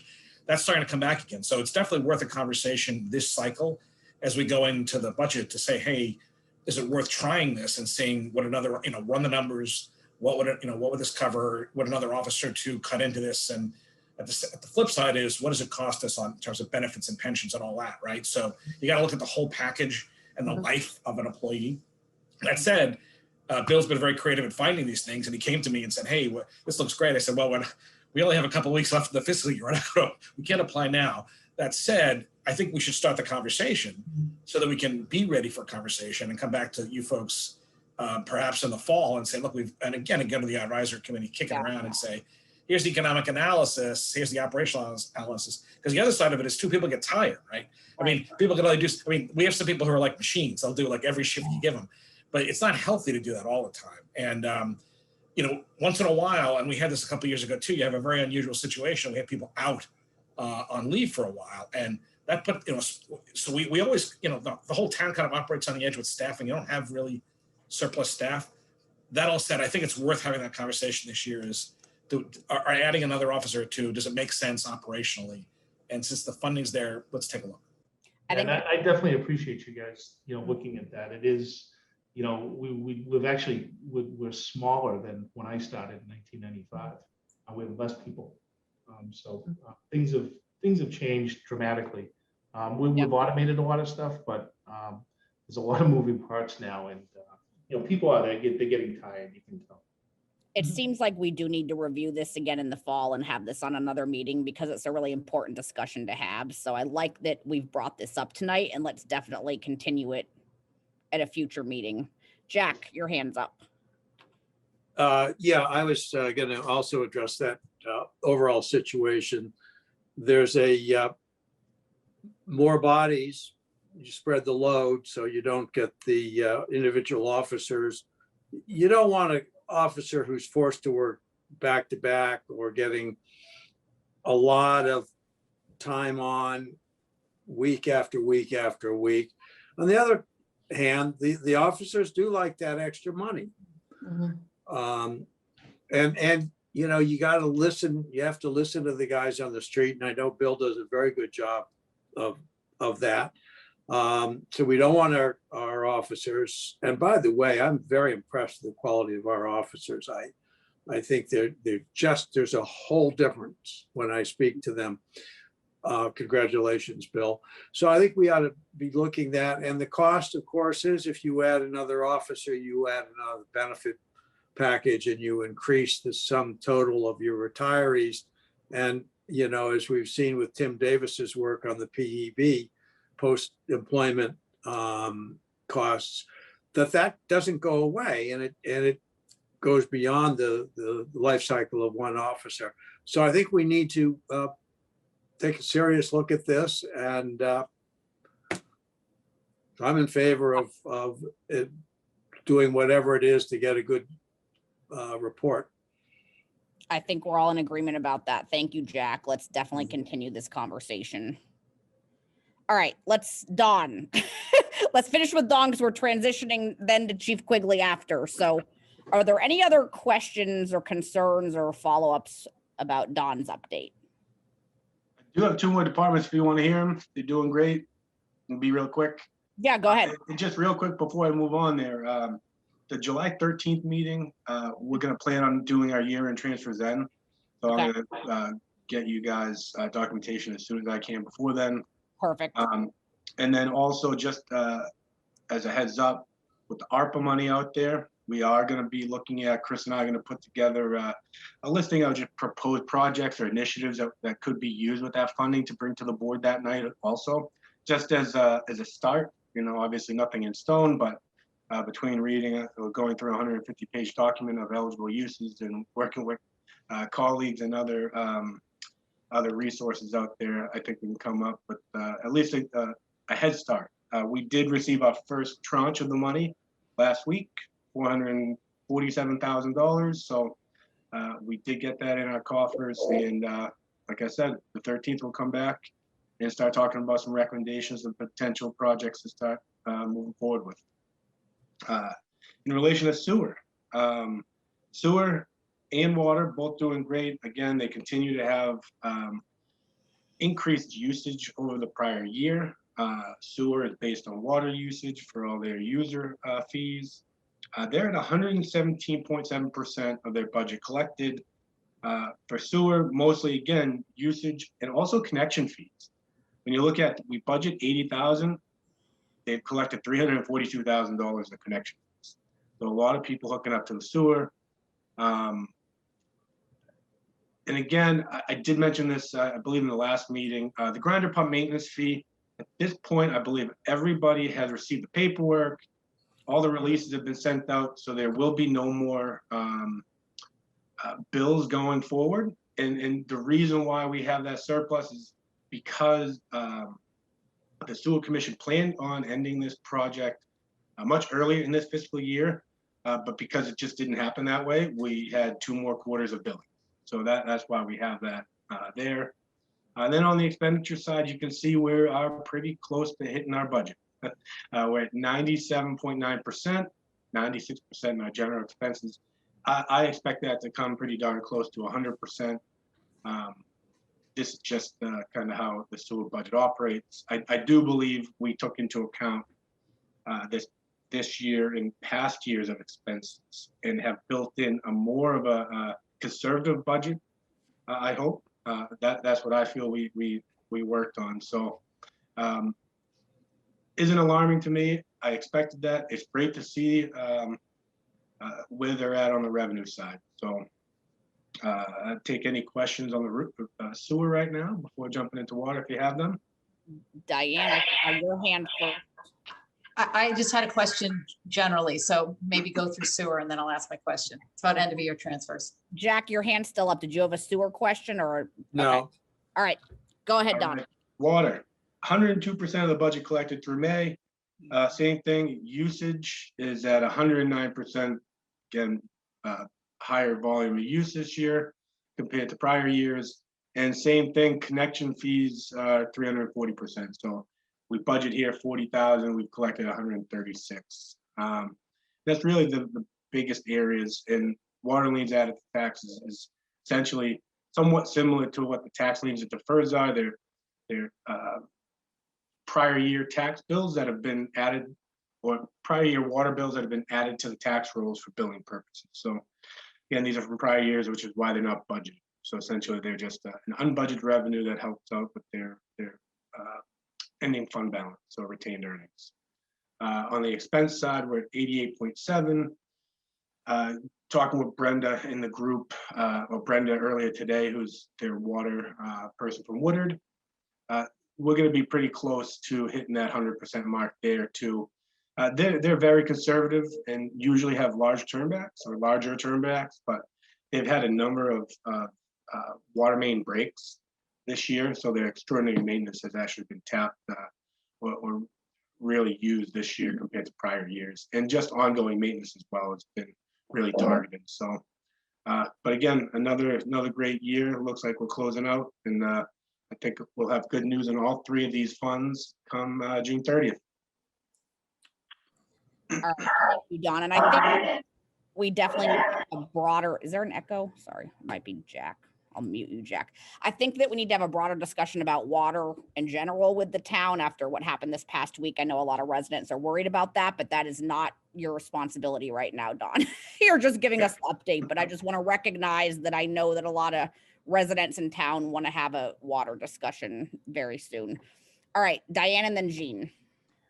Just wanted to flag that if we're having our end of year transfers joint meeting with advisory on the 13th, it might be worth reaching out to them now. They're down 4 members, so they're pretty much going to need every sworn in member to be present in order to have a quorum. We've had issues before where there wasn't a quorum, and there's a very limited time to do this work. So that's a good point. Thank you for flag that. Thanks. Thank you. Very good point. Jean. So Dawn, and I should have asked this during the sewer presentation. So just 2 really quick questions. Did the sewer commission ever do or present or have the 5-year capital plan that I know they are working with Woodard and Curran to do? That's question 1. Question 2 is I was hoping that, and maybe you guys will get to it, if you have any updates on the American Rescue Act funds in terms of the Norfolk County issue, it would be great to hear anything about that too. So I'll start with sewer. They are working with Wood and Curran. They've identified a number of things that they've targeted for that need to be worked on. Not necessarily, in my opinion, a capital plan. It could be items that are $3 to $5 grand. Okay. You know, our capital plan based on our statute is $10,000 or more over 18 months useful life. So I think it could turn into a capital plan. I don't know exactly where they are with the process. I know I did have some concerns that I did voice to the commission in Woodard about putting adequate figures in there. You know, if a project is replacing a unit, a screw, something, might be $30,000 for the unit, but it's also going to cost $30,000 of labor. So just really working with them to put in accurate numbers. So to answer your question, long-winded, no. The 5-year is not yet available. I will circle back with them just to get an update, but that is something that I'm interested in and I've been pushing for. So we'll definitely make sure we have something that we'll be able to present this next budget cycle. Okay, thank you. Corey. And then for the, if you want the second question, the American Rescue Plan, the county, we have not heard anything. I have not heard. I know Chris has been talking with his colleagues, and I don't think there is yet a rock solid plan for how they're going to distribute and what percentage. Or again, they're not a full functioning county, so I can't imagine we're not going to get a good bulk of the money. However, it just hasn't been determined from my understanding, and I don't think Chris has an update yet either. The county keeps asking for patience as they continue to assess their options. While we appreciate their due diligence, if they have not made a decision by July, you might want to formally adopt a letter or something saying, hey, you know, please release the money or come up with a plan. Today, at the same time, we need to have some planning idea what they're looking at. Plymouth County did intercept it, by the way. They did jump in the way. They claim their towns asked them to do it. I can't say that there's a single town manager on the email chains that I see that said that that was true. Nobody asked the county in Plymouth to get in the way. Norfolk, this is the first time they've ever done this. So I don't, and again, we do have a nice working relationship to the extent that we have a working relationship with the county, because they don't provide a lot to us outside of, the courts and the registry of deeds and stuff that they're required to do by law. So if we hear anything more, I'll let you know. At this point, though, they're still sitting and waiting. Definitely some county drama happening that I think we need to follow up with. Thank you for bringing that up. Corey. Don, I noticed that it looks like water is going to be running about a $500,000 budget surplus. I know if it was a deficit, we'd have to, kind of rescue that fund. What happens when a fund has such a large surplus like that? What happens to those funds now? So that will essentially just factor into their year-end closeout and their retained earnings calculation. So basically the process is at the end of the year, we close out the fiscal year. I have a lot of state reporting to do to the Department of Revenue, and they essentially come up, they take what your fund balance is, and they do this calculation of what you have that you can appropriate going forward. So in addition to your balanced budget, retained earnings is similar to free cash, where you can use it mostly for really one-time costs, capital items and things like that. This last town meeting, we repurposed a project that was initially approved for borrowing, the Elm Street water main replacement, and we used retained earnings instead of borrowing. So those are the types of things that those types of surpluses and retained earnings are great and used for. Cool. Thank you very much. And just to piggyback on that, Corey, so enterprise funds are one-way funds. We back them up. And so if they run a deficit, the general fund has to support them, but if they have a surplus, they get to keep it. That's how it works. Good answer. All right. Thank you, Like a Don. teenager. All right, thank you. Any other questions? Any final questions for Don? All right. We will see you soon, Don. Thank you. All right, good night.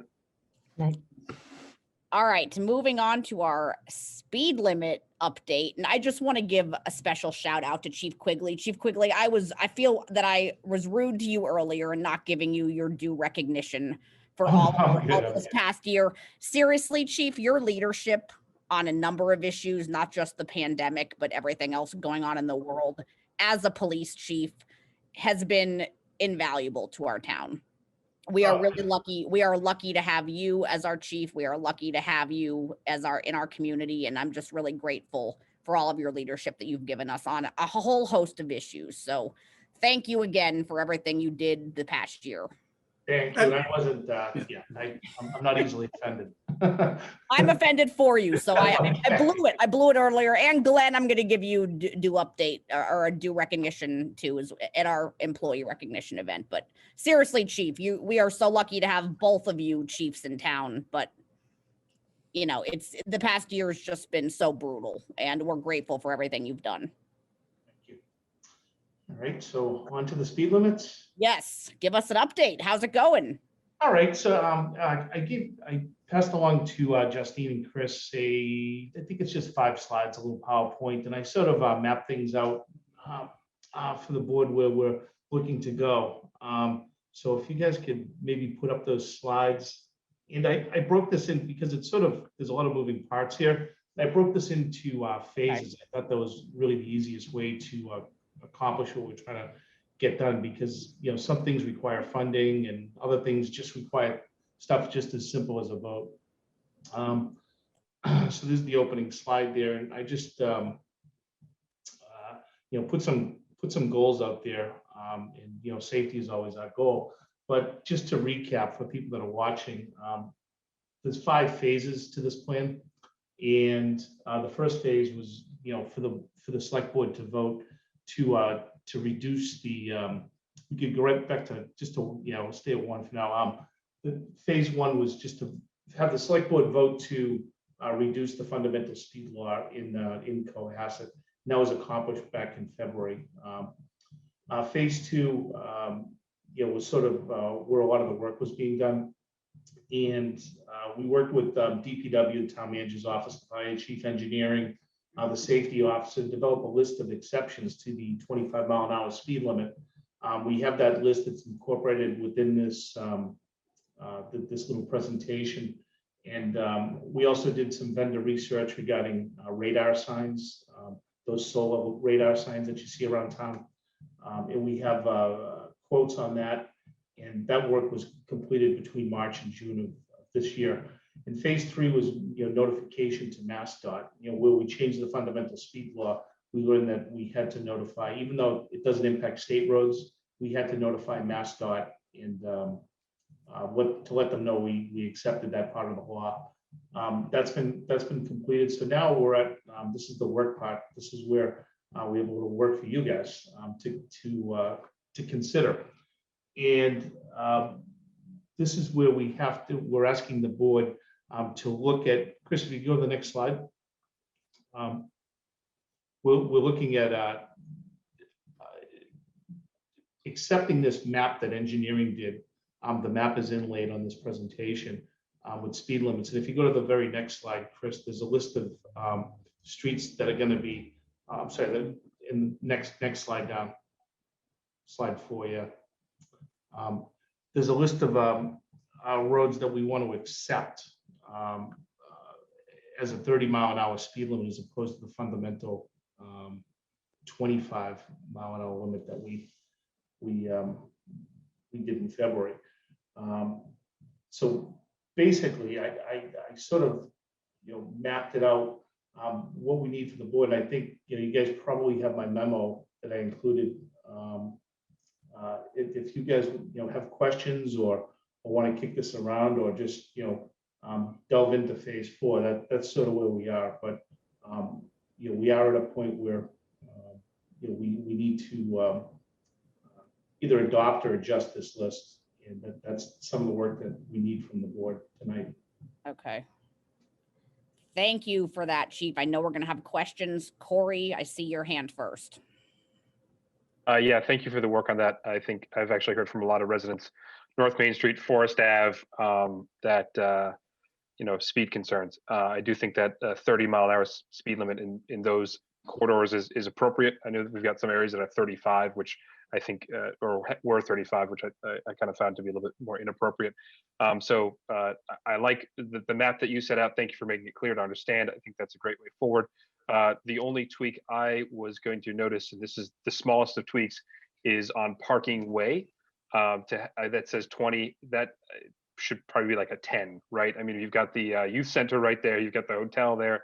It just seems it's the smallest nit ever. But I was just going to make that suggestion.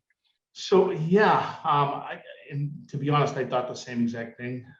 And from engineering, if you go, only school zones are allowed to go below 20. You'll see some 50-mile-an-hour signs around. They're actually illegal signs. They weren't my doing, but 20 is the base. I mean, okay. Truth be told, there's no way that you can't even go 20 through the town lot. Yeah. Right. Well, you shouldn't be. Yeah. Yeah, I suppose you could, but it wouldn't work out well. That's a good point, though, Corey, and thanks for clarifying that. Diane. Yeah. I was just gonna say, I was so impressed with these maps and the thoughtfulness that went into it. And yeah, I knew from the other times we've had this discussion that you can't go below 20. So, but anyway, great work. Thank you. I think it makes sense. And I know just psychologically, a lot of us, myself included, have been being a lot more careful about the speeds we're going around town. I think that just discussing this has really brought it to the forefront of everyone's minds. And I'm hoping that it is making things feel safer, especially for pedestrians and kids and, everyone out and about around town. So it's interesting. I have some really preliminary numbers that I was able to crunch, just before this meeting. So last year I posted on Facebook, some traffic stats. And the average speed around town was 46 miles an hour. And we track all this stuff. We crunch these numbers and we can produce pretty comprehensive reports. So I did the numbers from just from March when we started putting this out on social media and putting signage out through yesterday. And the average speed has dropped by 6 miles an hour across town. Wow. Those are just really rough numbers. I will give you guys, a legit presentation to digest, but it has had an impact. That's great. And yeah, keep us updated too, Chief, if there are other traffic calming measures that you really think are needed as we're implementing these changes too. It's definitely something we want to keep discussing. Sure. Any other questions? How do we feel about adopting this or moving forward tonight? Corey, your hand's up.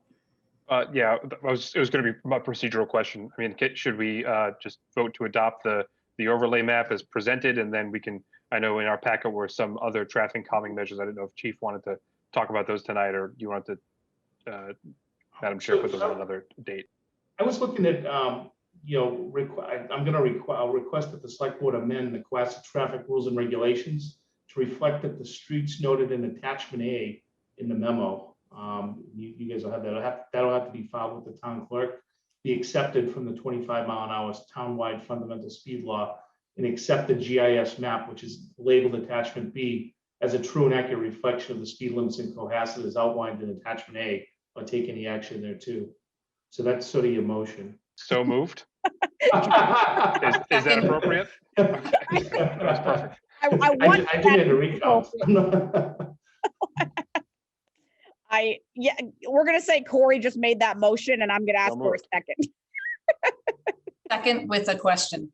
Yes, second with a question. Go ahead. So Mike. it's seconded, but follow-up discussion is just that that those streets are accepted as in EXCEPTED. Accepted, you know. They're excluded. being made an exception. And then there's an acceptance, which is the ACCEPT. I just wanted to make sure we were clear on those. I respect the grammar check, Diane. Thank you. Okay, Yeah, so this motion, oh yeah, no, go ahead, Jack. Yeah, I guess, my question is obviously I accept the higher limits. I think they're needed. But I don't want to vote for a motion because I've always felt that 30 miles an hour was adequate. And I'm the only one who voted for 30. So does this motion, I don't want to unvote myself, but I do want to vote for the, the exception. That's a good question. I'll just make a voting statement. No, I appreciate that, Jack. I think it's kind of hard to separate the two with this motion. So I see why you're a little torn about it. But I think your opinion on it is duly noted. And I appreciate you sharing that. Yeah. All right. Any other discussion on this? All right. So we have a motion and a second, and we will do a roll call vote. Jack Creighton, aye, with the understanding as previously mentioned. Thank you. Ray Evans, aye. Jean Haley Dippold, aye. Diane Kennedy, aye. Carrie Thompson, aye. Thank you, Chief. Can I just ask you that you send that language to Tracy and Justine for the minutes? It is in the, it's in the memo to the board. Okay, great. It's attached to, it's in the PDF. And now there's a couple of other items. I don't know if you guys have it in front of you. And maybe Chris would want to jump in on this, but it's talking about, traffic calming and some different signage that's possible in and around the common area. I'll sort of turn it over to Chris, I guess. Do you want to talk about the LED signs? Chris. There's Brian. Are you kind of, do you have a microphone there, Brian? Are you unable, only video? No, yeah, microphone on my phone. I'm watching you on my laptop though. We understand. Hi, Brian. How you doing? Yeah, so we just had some sign options on additional advisory signs passing the common, children playing, use caution, things like that. I think Chris had just brought it up. And the chief had, and I and others had discussed approaching the village, a sign on the South Main approach and on the North Main approach with an LED flashing speed limit sign that seems to be pretty effective. And, when people see their actual speed versus the speed limit, they tend to slow down. And then the final one was an island on the North Main Street approach of the common, where you see a painted circle, which is kind of it's been a trial for the past year to see how our turning radius has been off of Beach Street going southbound, Highland Ave, Beach Street onto North Main Street. So putting an island there with some sort of signage or planting to slow people coming down as they're coming into the common southbound into the village. Okay. I know we have a lot of data too on islands helping as a traffic calming measure, I think, as long as it's aesthetically pleasing. Diane, I'm sure you have feelings on this and signs.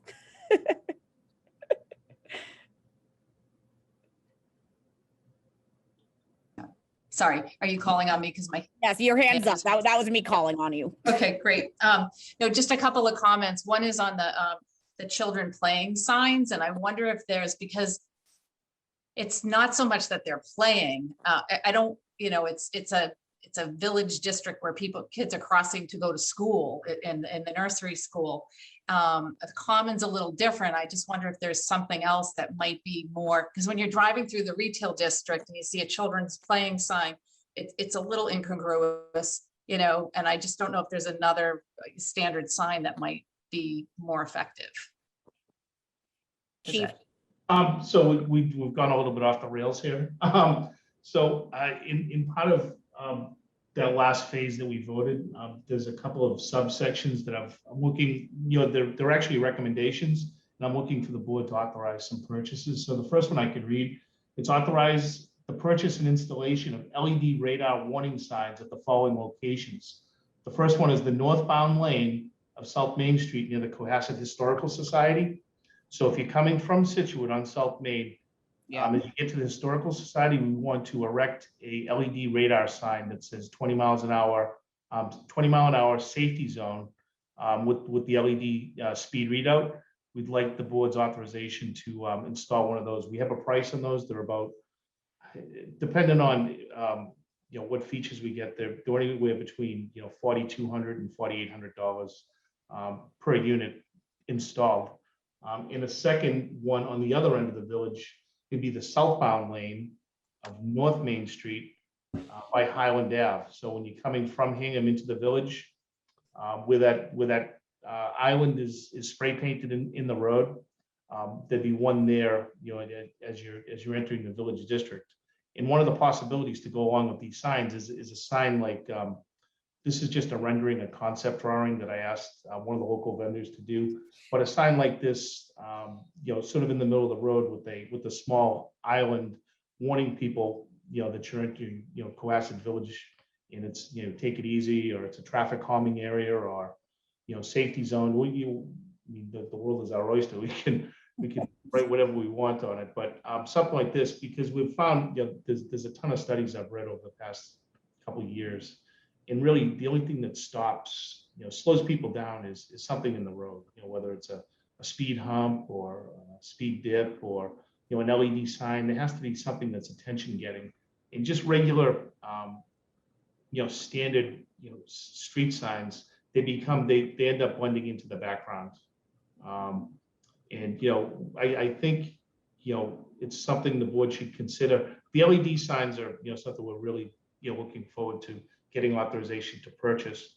But beyond that, a sign like this, a very tasteful sign on each end of the common, or one end of the common and the other, up by South Main by Anchor and Sail, something appropriate for the area that, we could Canton Island, they just really slow people down. So I'll throw that out there for discussion, I guess. Corey, you've had your hand up. Yeah, I mean, I think I mentioned this a few meetings ago. I like the idea of signing it as like a pedestrian safety zone or a pedestrian business zone, something like that. Because obviously, I think the children playing is, I think it was just kind of we all understood that was an option.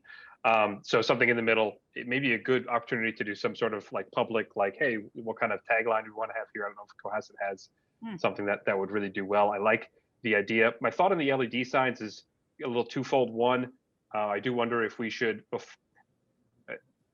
obviously they're effective and I don't want to discount their effectiveness, but I do think there will be some concerns about their appearance and their locations. So I'm wondering if, establishing better signage around the pedestrian safety zone, having that island there maybe is an interim step, and then we can get some more data.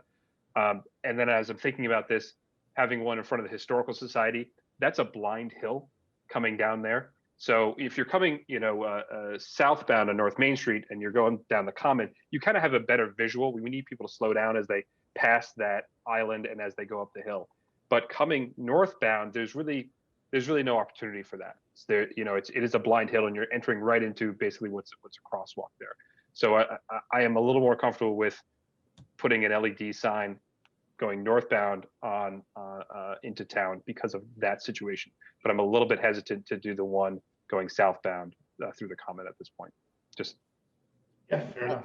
That's a fair point, Corey. And yeah, I'm a big fan of the LED signs. I think people like them because they work and you really pay attention to them. But I do think we need to be thoughtful about where we locate them. So I think those points are well taken.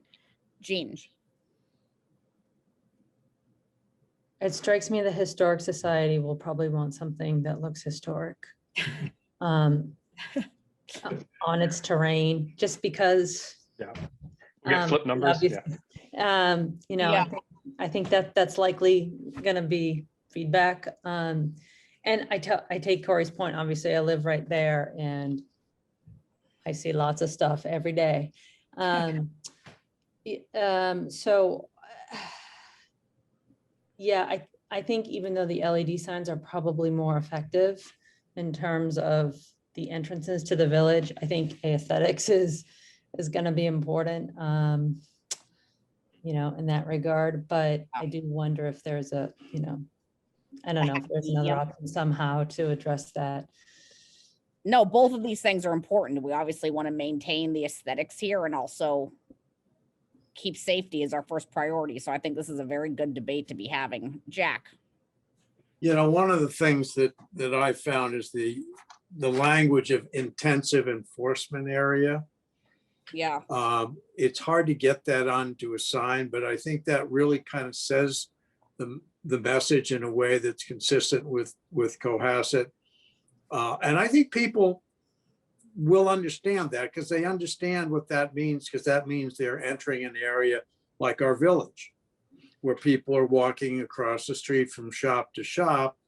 And so that tells them, oh, this is an intensive traffic enforcement area, and they expect it to be intensively enforced. And there's a little bit of, you're giving them a warning that they might get a ticket and that everybody goes slow. So I'm a big fan of that particular language, and they're already going slow enough so they're going to be able to read it and think about it.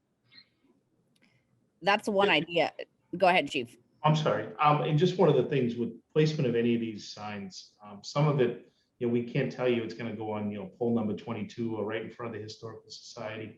A lot of it is dependent upon, you know, because they're run by solar.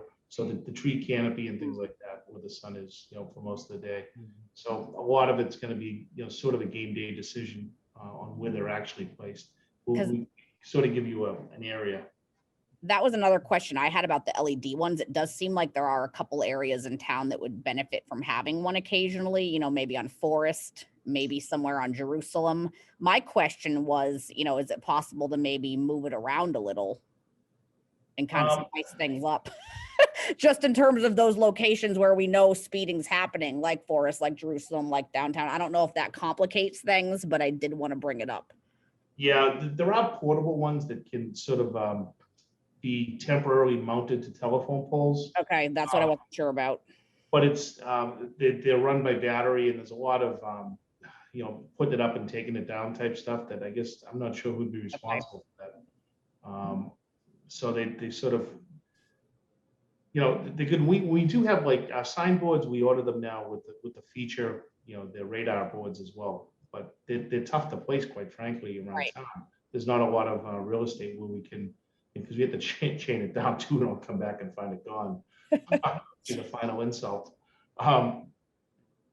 You know, so we do move the radar trailers around, but all right, temporary small signs are tough.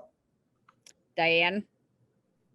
Yeah, I just have more discussion. And, you know, I agree with pretty much Corey's premise. I wonder if there's a way we can start and, you know, start with the signage and the traffic circle at the bottom of Highland. And I love the aesthetic, obviously, of the Hassan sign design. And I think I would like to keep it to that similar aesthetic on the other end, if possible, and maybe just see if that is getting us to a place that people are starting to slow down. It's more, and I think Jack's point about intensive enforcement, while I don't necessarily disagree with that, that means we're going to have to intensively enforce it, or it's going to not mean anything. So I would rather have welcoming. You're entering a, you know, a busy district with schools and just kind of that implied message as people enter either ends. And let's see if, again, if people are starting to slow down or making progress. And I know, Chief, that you really want those signs, and I totally appreciate that, but I do think there are some issues with where it would be placed, and just kind of changing that welcoming environment as people enter on both ends of the town, of the village. I don't have my, you know, I really, you know, as long as there's something there, it doesn't have to be the radar signs. I don't have my heart set on anything. So I really do like the welcome to historic Cohasset Village. You know, and the, you know, slow down is the, you know, it's implied because there's a sign in the middle of the road. So, Yeah. I mean, you might not have to write anything else, but that. Chief Sylvia, I have your hand up, and then Jack, and then Corey. Just a quick comment. Had a conversation with, as we were talking about the Elm Street corridor last week, and obviously the whole village, that area, so we'll say starting at the police and fire station coming into Elm Street will be 20 miles an hour. Coming down Ripley Road past the library will be 20 miles an hour. We're going to start to basically cordon off that whole area. That being said, one of the conversations that came out during that corridor meeting was, instead of an island in the middle of the road, to do what they do in some places in Europe, which are bump outs on both sides. They accomplished the same thing by narrowing the road. And this was Jason. I'm going to give this credit to Jason Federico. He's the one that said it to me. The goal with the island in the middle or a bump out on either side is to narrow the road, to choke it down, to give the visual impression that it's time to slow down. So signage is great, but as Chief Quigley's been working hard on this, the idea is, how do we do some type of traffic calming that is a visual impact, and it's not just a sign on the side of the road. So these things are all being looked at.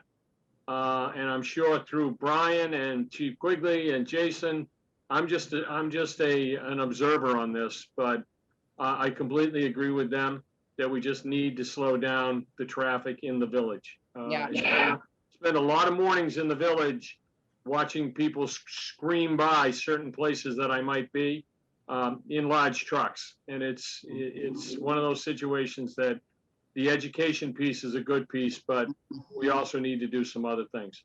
Thank you. Thank you. Jack?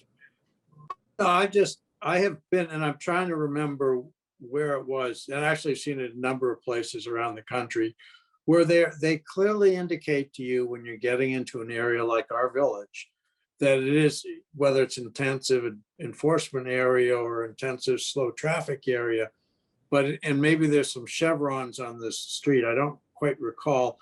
But what you really got the feeling is, and people really did slow down, as they recognized that basically they were all doing 20 miles an hour or 15. And it was done in a very, very nice way. Yeah. But it wasn't like we're threatening you. We're just telling you that this is an intensive area. And I wish I could remember the exact verbiage, because it was remarkably effective. Everybody slowed down. And we're so close already in the way of the nature of our downtown, with the way the roads come together. You can't go, the cars sticking out, that it doesn't take much just to get people to understand they're in that type of environment. I think that's. And I leave it to the chief to figure it out.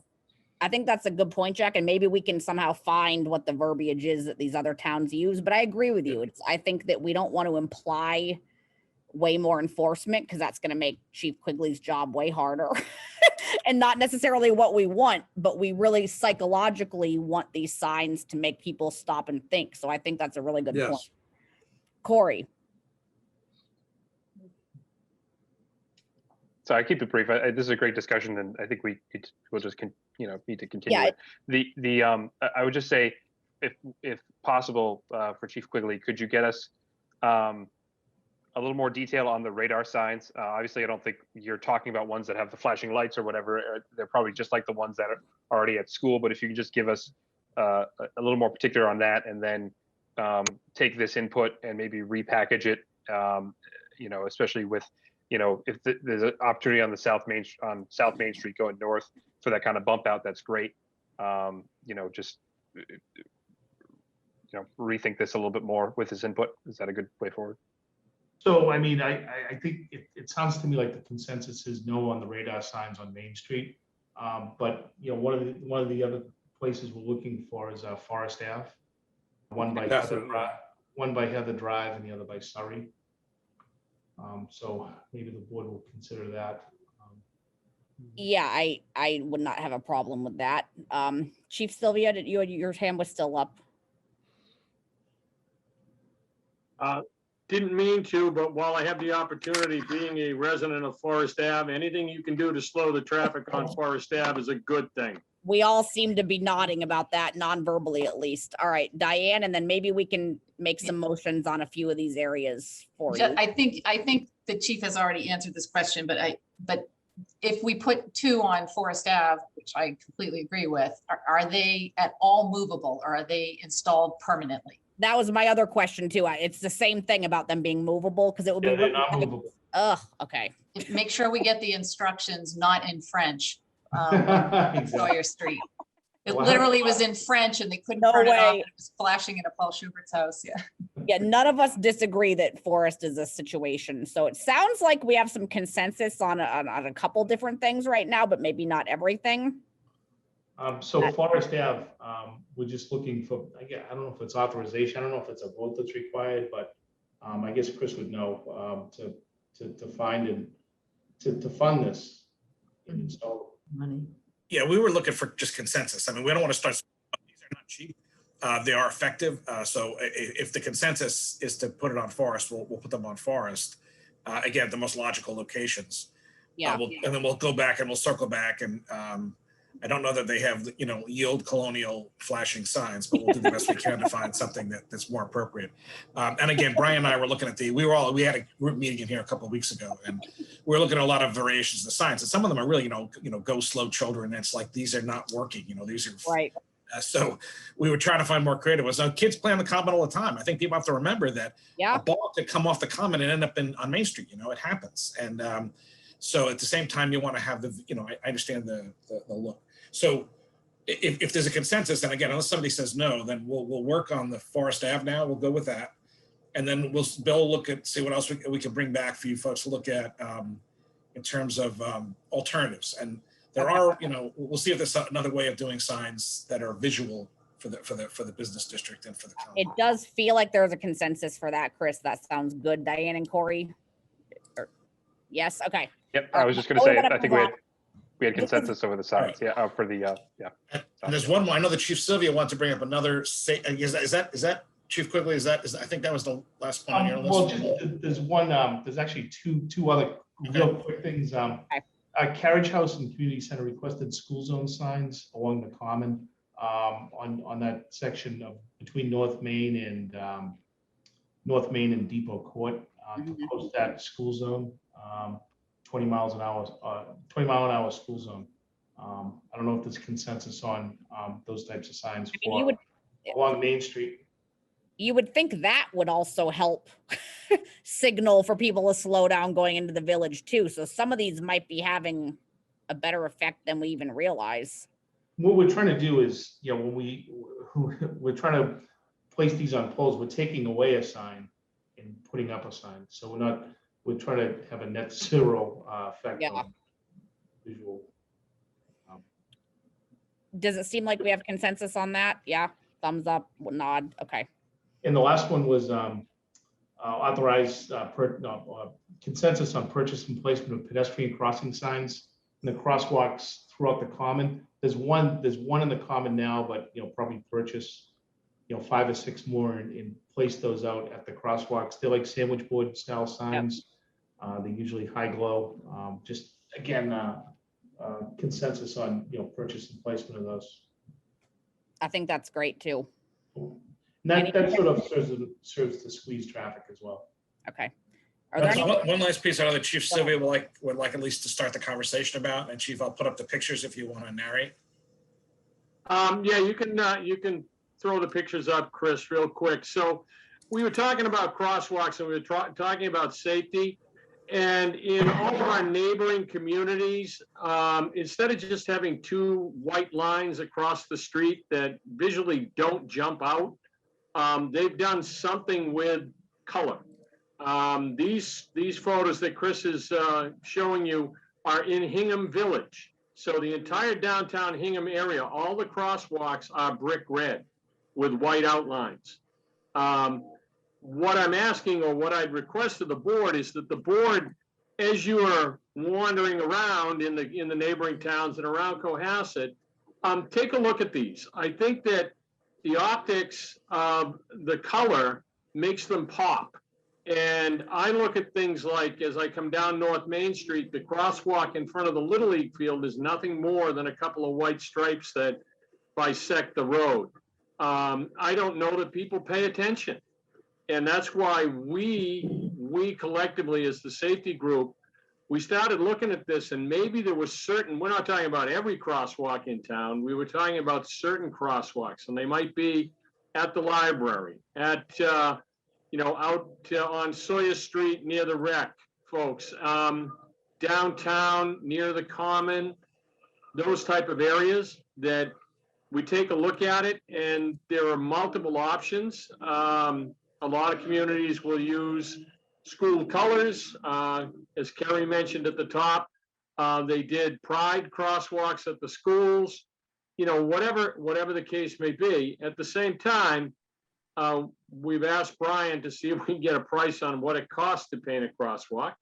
It's obviously there's a cost incurred by that, but the idea of something very simple that visually makes the crosswalk pop, that maybe people will pay a little bit more attention to it.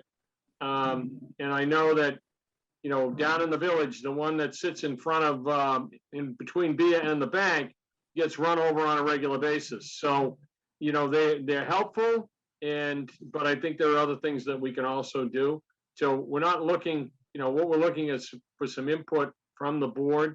Is this something that would be worth us pursuing in regards to cost, and which sidewalks crosswalks we'd be talking about? And, is there any interest at all? Very interesting point, Chief. I saw Corey's hand and then Diane's, but I definitely think there might be some interest here. Go ahead, Corey. Yeah, it flagged my radar there during the in the packet. They just, for those that don't drive on Derby Street every day, I work down there. I mean, it seems like the standard now for kind of highlighting a pedestrian or a bicycle zone is that kind of, I think it's strong yellow green, that bright green color. And to me, when I see that in another town, you're in like the city of Boston, what that is. I don't find like the orange sidewalks really doing much outside of, makes me think they're supposed to be brick and they didn't spend the money, so for me, if we're going to do this, there's kind of a standard already for it. And I would, be inclined to follow that standard for that kind of bright green color. My only concern is it's probably already taken care of, but I do know that like some road paint is fairly slippery when it's wet. I'm guessing that whatever paint we use for those things won't have that problem, because we don't want to have people, that have mobility challenges or anybody slipping in the middle of the road. Good point, Corey. And yeah, I'm a little torn about the colors as well, but I really do think that you're right, that I think especially that crosswalk in the village is absolutely ignored all the time. So this is something that we really should be talking about. Diane and then Jack. I'm going to hold off on my color commentary, but it's definitely something I want to think about. But just in terms of all of the costs, what budget would these come out of? Let's say it's going to cost $10,000 to paint the sidewalks and also in these LED signs. Where's that coming from in terms of money? So we have a street, a line painting operating budget, and we also have our road funds come out of the that we pave roads with, and really the road fund is for everything pertinent to a road, including striping, signs, guardrails, curbing, sidewalk, drainage. So. Great, thank you. Go ahead, Jack. Oh, hold on, you're muted, Jack. I'm kind of betwixt and between on the colors. I get Corey's thing. The yellow is much more effective. That being said, I don't really want to listen to the calls that we will get if we put bright fluorescent colors in historic from me Cohasset Common. But I'd be willing to do it as long as I made my phone go to everybody else's phone. That's valid. Then I'm fine. I'll take the phone calls. I'll take it. I already get them for speed No, limit. yeah, I'll take it. I'll take of course, I'm sitting here thinking, like, I wonder if we could do a light blue or a navy, like a Cohasset nautical themed color. But again, in terms of the colors that stop people, I think that they happen to be maybe the not as visually attractive ones. You're right.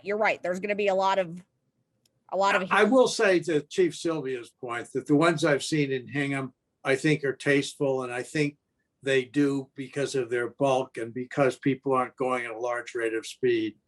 I think they do the job there. They would do the job. However, I do think that we should almost immediately put a sidewalk like that by the ball fields, because those kids really need it. And that should actually, glad this came up, but I think that should actually be a number one priority, that we get that, those crosswalks by the kids' ball fields in that fluorescent, Corey, we'll call it Corey's colors. Well, it's the green.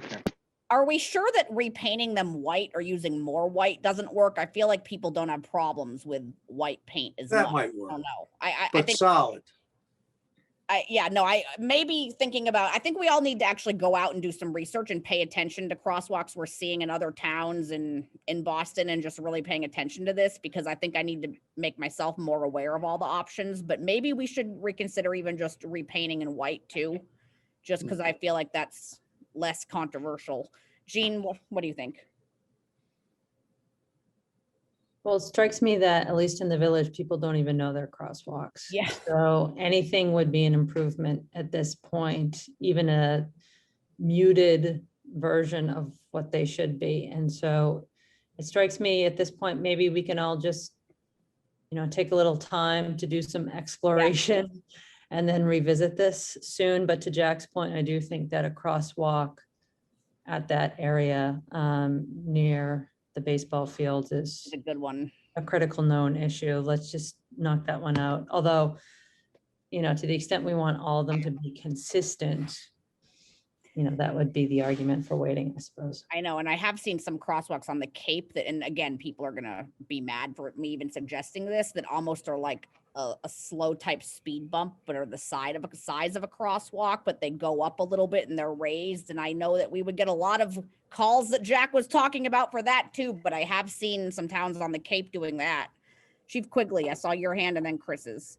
Just, everybody should know, and Brian would probably know best on this, but a lot of this stuff is regulated by, it's called the MUTCD, Manual of Uniform Traffic Control Devices. So we have to abide by that. So, we avoid any type of liability. So I'm not sure that you can paint the road high glow green.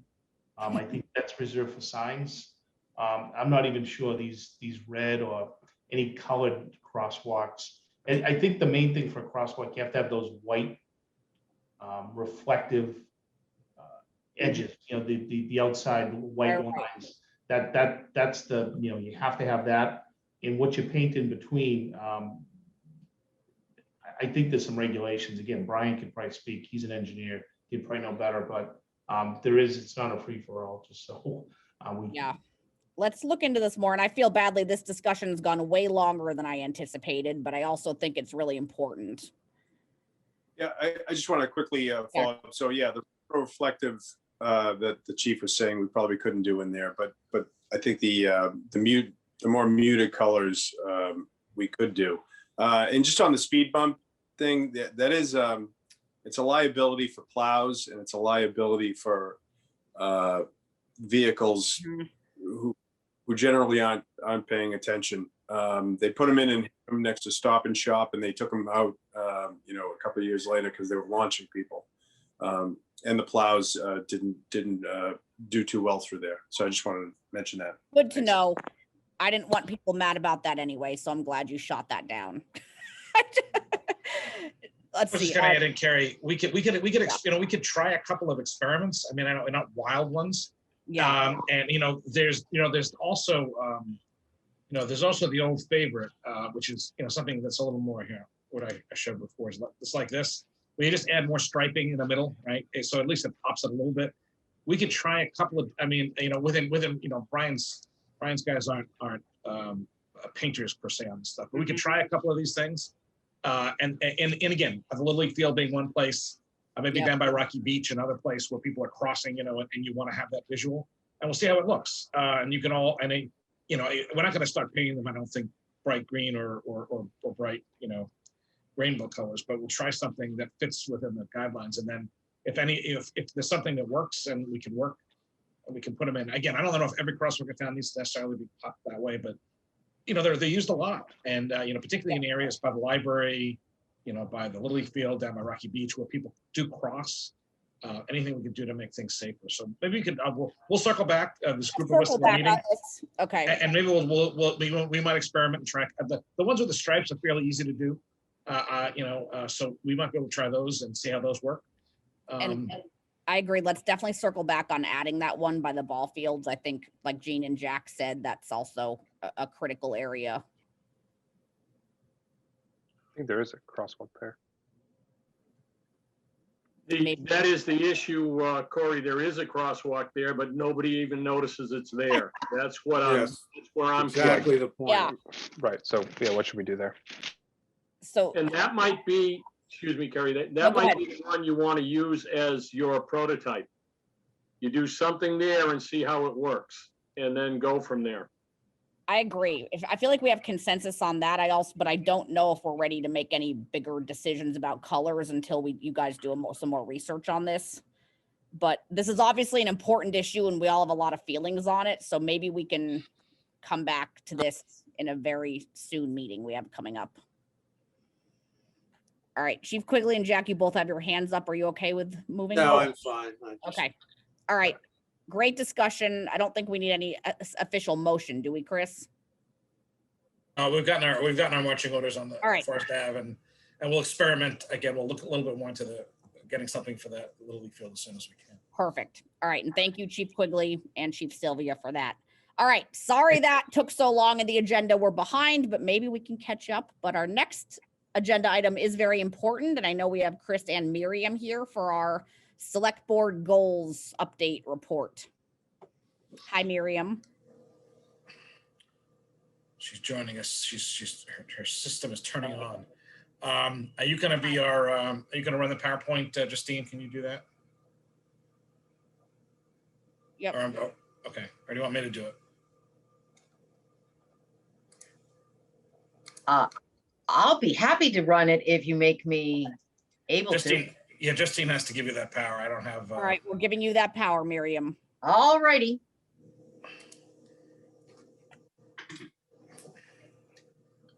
All right, should be happening any minute. All right. Yeah, you got it. You're all set now.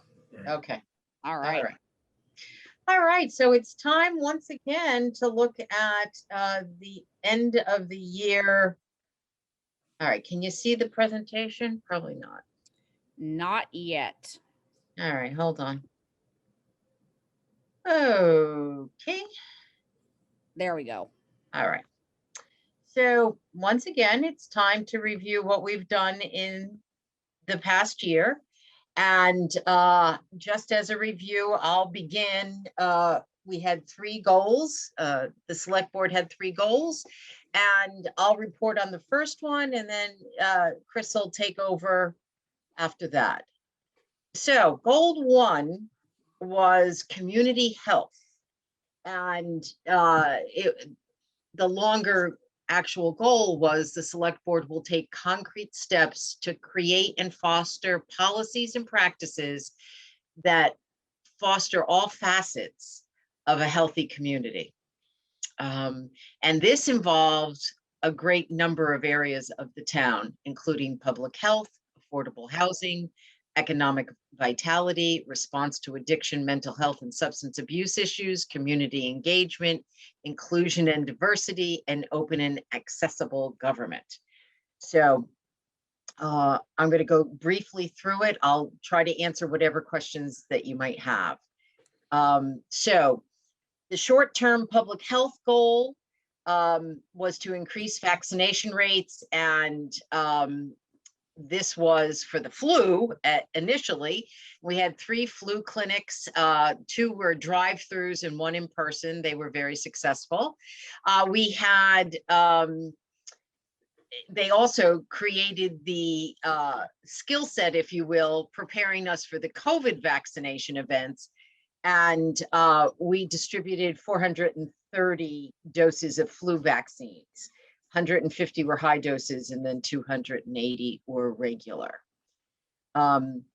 school-age children had to be vaccinated for the flu by December 31st. And so what I can report for you is that Osgood and Deer Hill were 85% compliant, middle and high school were 68% compliant. And we did a lot of communication about that, but again, this was the year of the pandemic. And so it was more difficult to reach all the children and to have families be healthy enough to come out and get flu shots. The vaccine clinic summary from January to April is that the clinics, this was the COVID-19 clinics, were held at Wilcott Commons, and we also held them at 60 Elm Street. We used every allocated shot we got, and I can tell you that close to 1,000 people received doses of the COVID-19 vaccinations. This is residents and workers in Cohasset. 472, and this was put together a couple of weeks ago, it may be a little higher, individuals were fully vaccinated by us. So it isn't any higher, that was by us. And 507 people received 1 dose. So I do want to explain that we would get vials of the vaccine and they were designed to get 10 shots. Mary Goodwin and her team, there was a whole team of nurses and paramedics, that they were able to extract sometimes 11 shots out of the vial. So there were times when people at the end were getting 1 shot and then had to go and get their second shot somewhere else. And so that's why it's a little different here. But the 507 people received at least 1 dose, and 76 were administered to residents and 24 were administered to phase 1 workers. And that was the medical folks, first responders, things like that. So I need to move our pictures here so that I can see, oops. So the age group, we have the up to 19 years. We stopped getting vaccine, by the way, in April. And we only got a little in April to give the second vaccine to some of the people we had vaccinated initially. So the 0 to 19, we did have 7%. None of them were fully vaccinated. 20 to 29 years, in Cohasset, 55% got at least 1 dose, 22% fully vaccinated. 30 to 49, you can see 68% with 1 dose, 30% fully vaccinated. 50 to 64, the numbers are now going up because this was the population that we really focused on, was 71% with 1 dose, 34 fully vaccinated.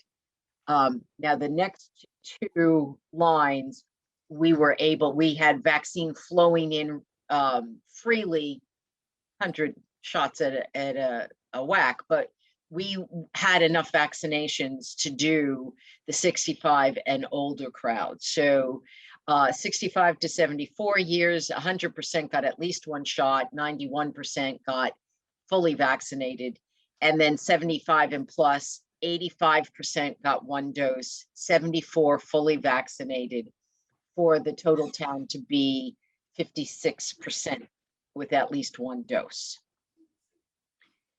Affordable housing. The town issued an RFP for affordable housing at 808 Jerusalem Road. I'm not going to read all of this to you, but it was awarded to Habitat for Humanity, and they plan to construct a 2 deed restricted affordable homes on the site. And both parties have executed their purchase and sale agreement. The planning board special permit approval for mixed use development at 12487 Elm Street included conditions for the developer to provide 3 deed restricted affordable housing units. And then it goes on. We had a new proposal for mixed use development at 1 Pleasant Street, which is currently in public hearing. 25% of total resident units to be deed restricted affordable. Potential to add 14 units to the subsidized housing inventory if approved as presented. For deed restricted due to state regulations about affordable rental units could count all 14 of the total unit count for the project toward SHI. So 390 CJC Highway, there's really not much of an update. Recently, Affordable Housing Steering Committee is working with the Affordable Housing Trust to put forth recommendation strategies to secure new deed restricted affordable housing. So they have made some progress, and certainly the MPIC zoning bylaw working group is studying and benchmarking a variety of zoning bylaw amendments that could expand the housing opportunities and maintain compliance with the new state housing choice bill. And so they're on track to bring forth bylaw recommendations for fiscal 22 town meeting. So that's affordable housing. Okay, great. The departments that responded and had programs for the addiction, mental health, and substance abuse issues included the police department, Wilcott Commons, Elder Affairs, Recreation, and Safe Harbor. There was a lot of work done on diversity and inclusion, the library. We did a number of things. So in response to a diversity audit that they did at the library, they conducted a picture book collection using the diversity book finding analysis tool created by Bates College and the Institute of Museums and Libraries. And they've begun to build a collection meeting a higher standard of diversity. Storytime and Puppet Storytime continuously choose stories with diverse characters to share. And there's links here that you can certainly find more information about those collections. Some of the programs, in February, we had a 1-hour virtual art appreciation lecture that really created, exposure to the African-American as subjects and creators in American art. The book group chose A Good Neighborhood to discuss. And then in March, they celebrated Women's History Month with Love, Pain, and Painting. And then, of course, in March, we had Dr. Temple Grandin, and that was, we had over 150 people registered to join that virtual presentation. So in May, we had the LGBTQ 101 at the library. We also had a celebration of Cinco de Mayo with Simply Creative Chef Rob Scott, and that expanded a little bit. The Cooking Gene was one of the programs that was run, and it was tracing the African-American story through food with Michael Twitty. The Pride celebration, I am sure you will have all seen the flags on the library lawn. And then I believe it's this week, actually this Thursday, there's introduction to pronouns. Professor Shannon Peters will give an overview of gender pronouns, and if I'm not mistaken, it's this Thursday. So at Wilcott Commons, for the diversity, equality, and inclusion, They continued to have their introduction to Islam, which was virtual. But that was something they had started a while ago and have had a very interesting, a high level of interest. And of course, they collaborated on the Dr. Temple Grandin meeting. They also delivered breakfast and or lunch 4 days a week to the most vulnerable, residents, and to include our most vulnerable residents. Sometimes we forget them when we start thinking about race or religion or sexuality, but they did a lot to include the very frail. They also delivered food pantry supplies to disabled adults, as well as people with financial hardship. And then there's regular interaction and collaboration with the developmentally challenged individuals of Launch. And what isn't on this is that we are moving forward currently with 2 Launch members as greeters at Town Hall. So we're going to open the doors again and have people sign in for security reasons. We have we've manned it all the hours of Town Hall with 3 individuals. 2 are from Launch, to include them in our workforce. Wilcott Commons also has integrated the Age-Friendly initiative, and they are working hard on programs of aging mastery, intergenerational game nights. They provide wellness phone calls to our isolated adults. They reach out to older adults with mental challenges and mental health needs. They offered Pathways to Resiliency, which was really focused on mental well-being, trauma, and your brain. That was also well-timed and well-needed during the pandemic. And of course, they have ongoing caregiver and grief support programs, and they do work in conjunction with Situate.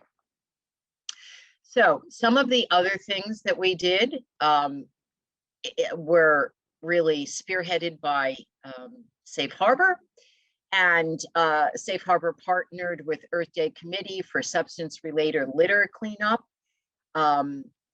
They also did Wellness Wednesday emails and public service announcements, providing parents with effective parenting techniques they found during this past year with the pandemic going on for as long as it did. To really, the parents were really struggling. And so, you know, they focused on that a great deal. They had their another ground level cafe. They hadn't been able to do it because it needed to be done outside. So in May, they bundled up and they did that at Sandy Beach. They partnered with the high school to mail parent alcohol handbooks to graduating senior families. National Prevention Week, they had bulletin boards that were interactive, and they said they were really promoting Safe Home Directory. These are homes in which there is a commitment to safety from alcohol. And they have an overdose awareness. This will be the 4th annual overdose awareness vigil, and that will be at the end of August. They have also started planning for the fall, sponsoring peak performance curriculum, and in October, co-sponsoring to bring the author of Hey Kiddo to Cohasset. So they've been busy as well. Chris, I'm going to actually turn it over to you to go through the open and accessible government. Thank you, Miriam. So the among the things that have happened this last year, communication has been at a premium. We really had to push out information to residents. And to do that most effectively, we brought in a communications firm, which has been very helpful. They have managed and monitored a big COVID-19 portal, which has been a very, I think, successful way of putting information out to residents. There was a lot to say. Things changed a lot, and it was very helpful to have someone help manage that for us, and also incorporate information from the state and others, and staying on top of that. We're expecting that will pivot to kind of a news feed, a Cohasset newsfeed as we come out of the pandemic. Over the summer, I think we're going to work to changing that to a broader base of Cohasset news. Obviously, one of the things the pandemic also did is it forced us onto the web. Well, what that did also is allow us to record a whole bunch of meetings, which were never recorded before. And now there's a great big archive on YouTube. So there you can watch meetings or committees you probably didn't even know exist, well, unless you're active in them. And there's tons of committees that the town supports. They're now on the YouTube channel. There was a big open meeting law training back in December that was recorded, so that's continued to be available. And we also have just, again, with JGPR, the communications firm, have been able to expand our work with some regular press releases. They were a great partner with the communities that we shared the boat and the Greenbush with. In fact, they actually won an award for the campaign they did for us. And that was a very important, unexpected challenge. And the communities all got together and said, we need to fight to keep the train, we need to fight to keep the boat, and we did. And Corey was very active and remains monitoring that. Those are some of the things that popped out this last year. So that's those are some of the highlights. I mean, you know, we could go on and on. There's a lot of things that were done in the community health phase. And again, there's the whole economic vitality piece, which we could talk more about. There's a lot of other things that went on. The next big goal the select board said was committed to advancing discussion on identified capital infrastructure projects, including Elm Street corridor, municipal water and sewer, and a town hall renovation. And Elm Street has been a very hot topic. There's been two very well engaged public forums. There's going to be more in person. I think that Lauren is very excited to return those to in person. So there'll be more public comment probably in the fall. I think she's going to be looking for some more engagement. And that working group has been going for months. And it's really been a very successful look. The end of from you can see in this picture, the end of that Elm Street corridor is the Cohasset Harbor Inn. And that was the subject of a very extensive planning board public hearing process that went on all through the pandemic. And that, after an approval, is now going through additional reviews both at the State Chapter 91 and the Conservation Commission. And there's actually an easement that'll be coming back to this board probably sometime in July that was authorized by town meeting last year. So that corridor was identified in both the harbor plan and the master plan as a critical corridor that links the village to the harbor. And I think the public engagement and the ongoing conversations have been great. As well, the town applied for its first major grant for this corridor. We just took part in this consolidated application process the state just put together. And we're looking for funding to help with the water and sewer lines, redesigning of the street, improved pedestrian, improved bicyclist access. And we're hoping we're going to get some funding for all that. So we'll hopefully hear about that sometime this summer. If we can go on to the next slide. So again, I won't belabor town hall. I think we've all had a lot of conversations about it. That said, it was a very, very big year this year. A lot of conversations, a lot of engagement. Obviously, a lot more to come. This went to town meeting and was approved to go through the bidding process, and that work is underway. In fact, they had a meeting just this evening talking about geothermal. So they're starting to deep dive into some of the issues that are still have to be really hammered out. And obviously, there's a lot more detailed work to still be done on this. So that said, this project has gone through a lot of public commentary and it's moving forward. So a lot of great work. And again, this really goes to all the great work of the committee members and all the folks who work with them. And I really want to give kudos to Michelle Leary and Jason Federico, who have been staffing this really completely. And they've done great work helping support the project. The conversation about regional sewer and water continue. In fact, I had the water department I spoke with Jason Federico about some of the work they're doing that may link us to another town. There's a possibility of expanding water sales to some of our another one of our neighbors, and the conversations about sewer continue. There's definitely some potential for some federal support and definitely some state support, depending on how things all shake out. Goal number 3 was financial stability, and you heard from Don earlier tonight. We've been doing more in-depth monthly reporting, and the wording here is actually from goal number 2. I guess we were checking to see if I was actually paying attention. So, and if you can flip to the next slide, there should be one more. There's been regular updates, obviously, with the Cohasset Select Board. We've also done some in-depth regular reviews with the advisory committee. Regular updates on the COVID CARES money and what's coming up and what now it's called ARPA. The town maintained its AAA rating. We just got a great review. I think all of you saw that. And we also won our awards again for our annual financial statements from the GFOA. That was our 8th award for that and our 2nd award for the budget. And we're submitting this year's budget document as well. And this year's budget document added the whole select board's strategic goals for the first time into that document and tied back a number of projects that were done during the course of the year back to the goals 1, 2, and 3. And I believe that wraps up this presentation. Okay. There's a lot we covered in a short time. There's a lot we didn't cover because we could have gone on for probably another hour or 2. Yeah. That said, does anyone have any questions or you just want to continue the conversation?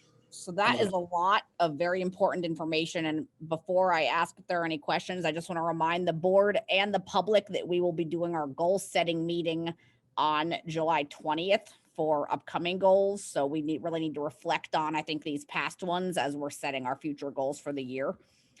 All right, a lot of information there. I know all of us could probably go on for hours about all of these topics, but are there any comments right now from fellow board members? Okay. I guess the speed limit traffic calming convo tired us out, huh? Wore us down. Great work. Thank you. Yeah, after a movie shoot and colored sidewalks, I mean, this is just like, yeah. Exactly. All right. Thank you both for that thorough update. We appreciate it. Thank you. Okay. Moving on to another important topic, our final question adoption, hopefully adoption for our legal RFQ. I will start by saying that Jean and Chris and I worked on these questions and worked on a final edit, and Michelle, with Michelle's advice too, this past week. And we really have tried to take into account all of the feedback and suggestions and question suggestions from other boards and committees in town. We're really trying to be as comprehensive as possible. And I especially really appreciate Jean's support here with your legal mind, Jean. It was really helpful having you to do these questions, but I know I'm a lot happier with this final draft. I think personally that it's ready to go and it's a lot better and a lot more streamlined for our interviews, but I'm really looking forward to hearing what everyone else thinks about it. Hopefully everyone's had a chance to look at it in the packet. We can put it up on screen if we need to, but we don't have to. Jack, you're the first hand I saw, and then Diane. Oh, you're muted, Jack. Yeah, sorry. I think it's important when we go through this whole process that we recognize that it was a bit of a struggle to get full participation from the boards and committees, planning and conservation and zoning. And they're heavy users. And there was a really, initially they felt anyway, they were ignored. They were very vocal. They expressed their concerns, and a lot of the way these questions have come together is from their hard work. And it's very important that we understand their process. They use that.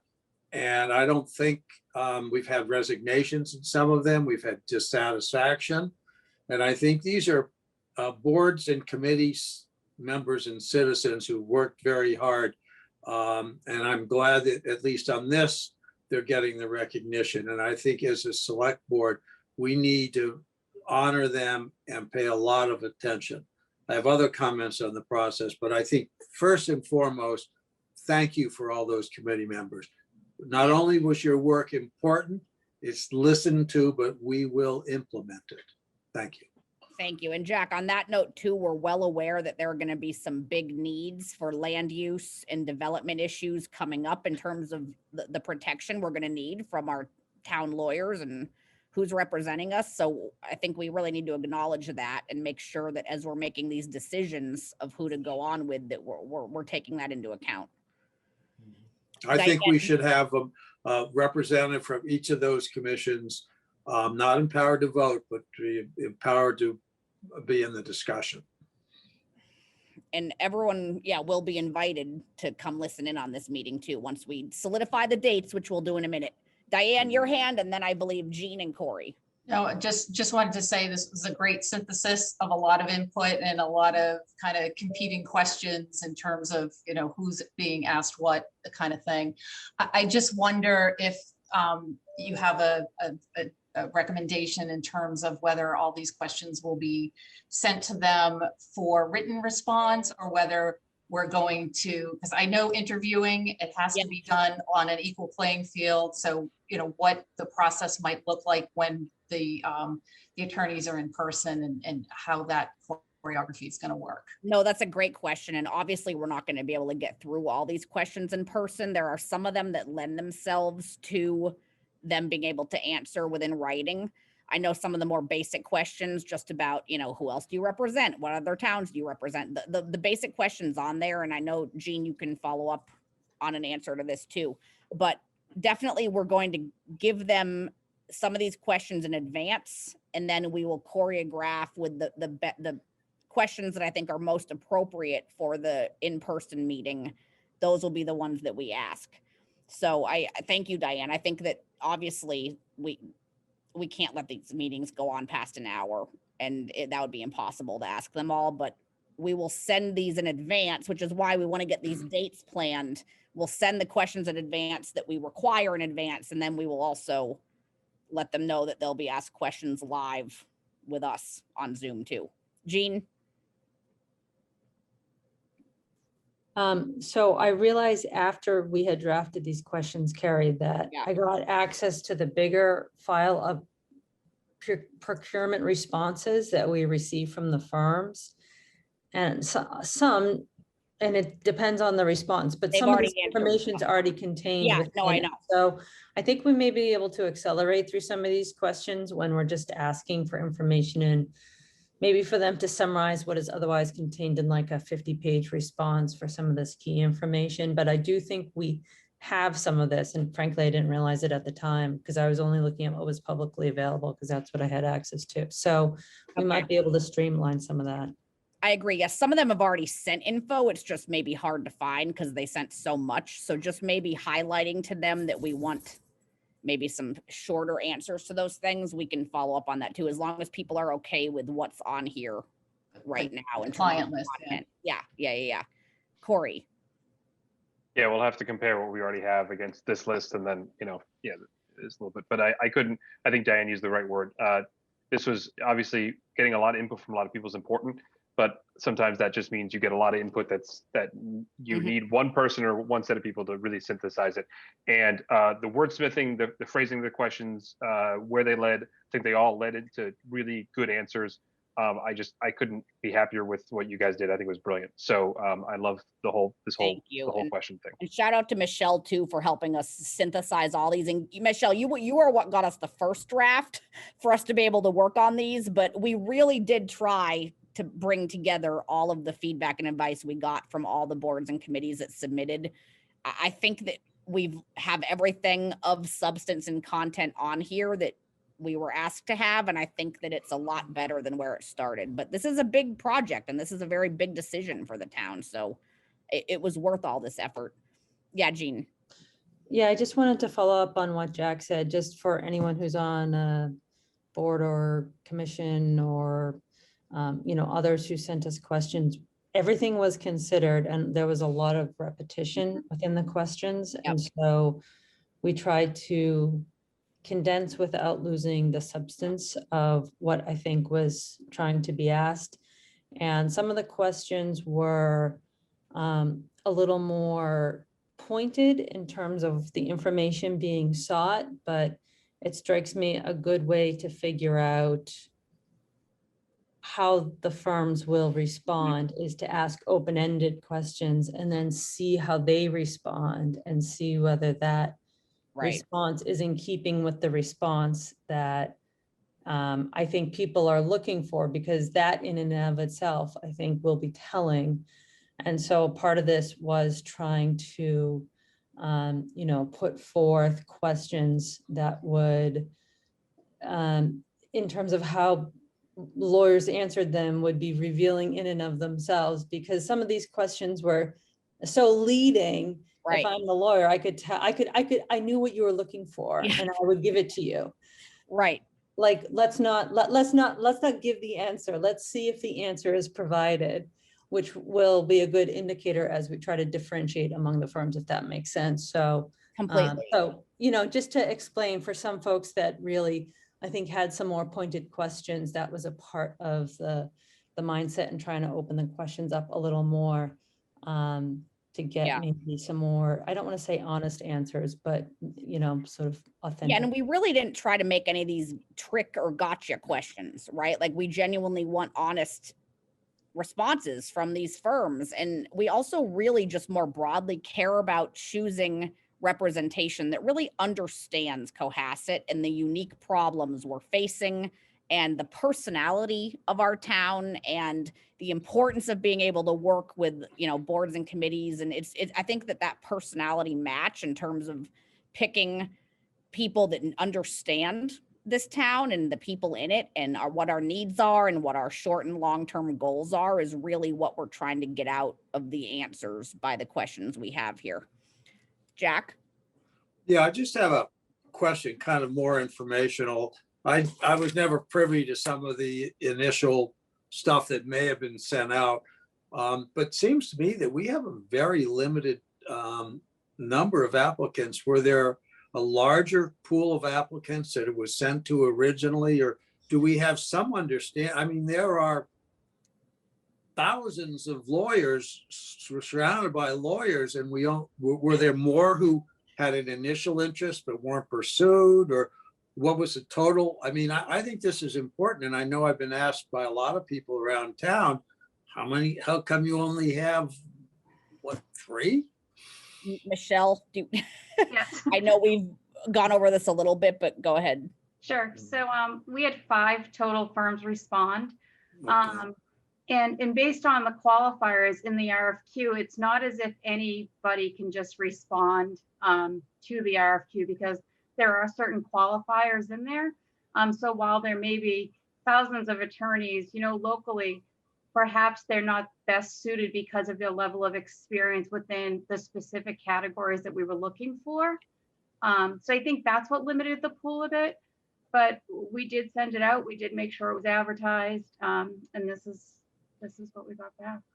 Did you see, and I'm not criticizing you, Michelle, because I've seen your work in town hall and whatever, you're a valuable asset to the town.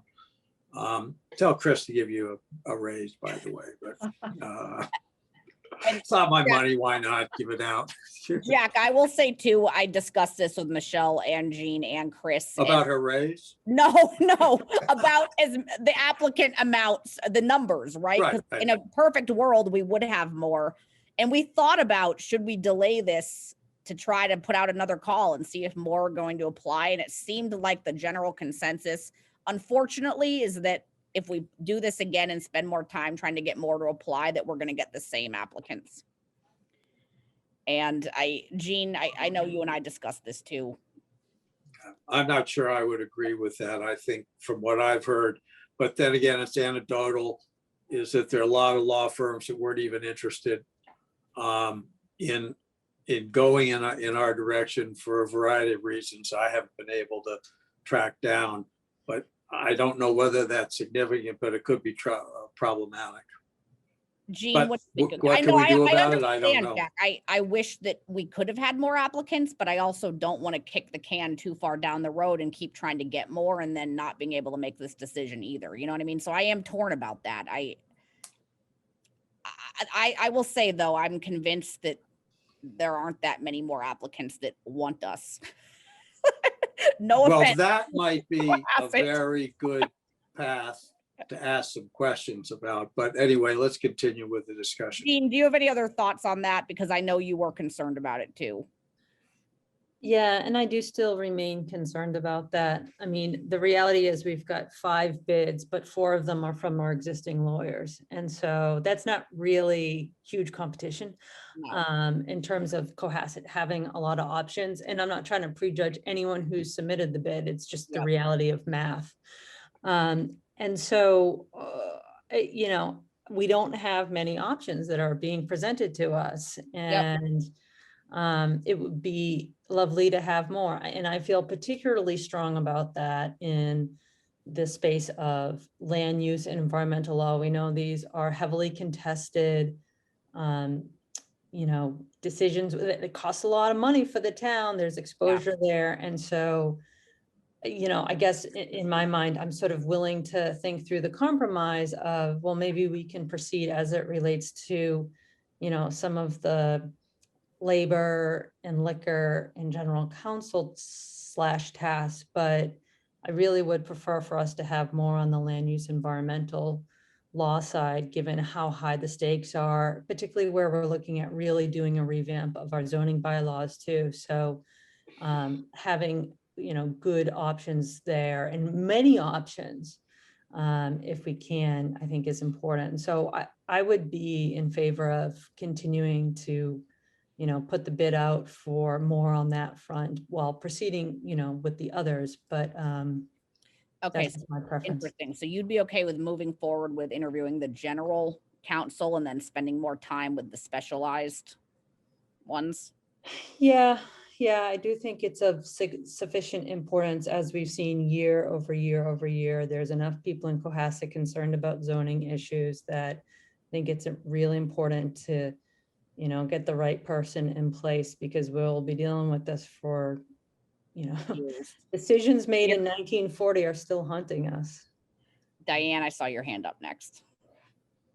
Yeah, and I don't disagree. I mean, I think the pond is a lot smaller than we wish it were, just because of the nature of municipal representation. In fact, a lot of what I would call the experts in land use, et cetera, in the state work for private firms and have private clients. So they get easily conflicted out of representing municipalities and therefore kind of specialize in representing clients in front of municipalities. So there's a lot more money there. Having said that, what I think we've discussed in the past and I would be supportive of is going through, we issued an RFP.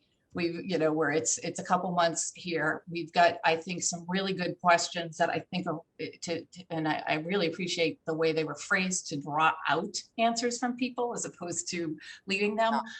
And I think we go through the interview process and we see where we're at. And at that point, if we don't feel comfortable with making a decision on any particular representation, we make that call after we've heard them out. I also think it is important to again, keep this going.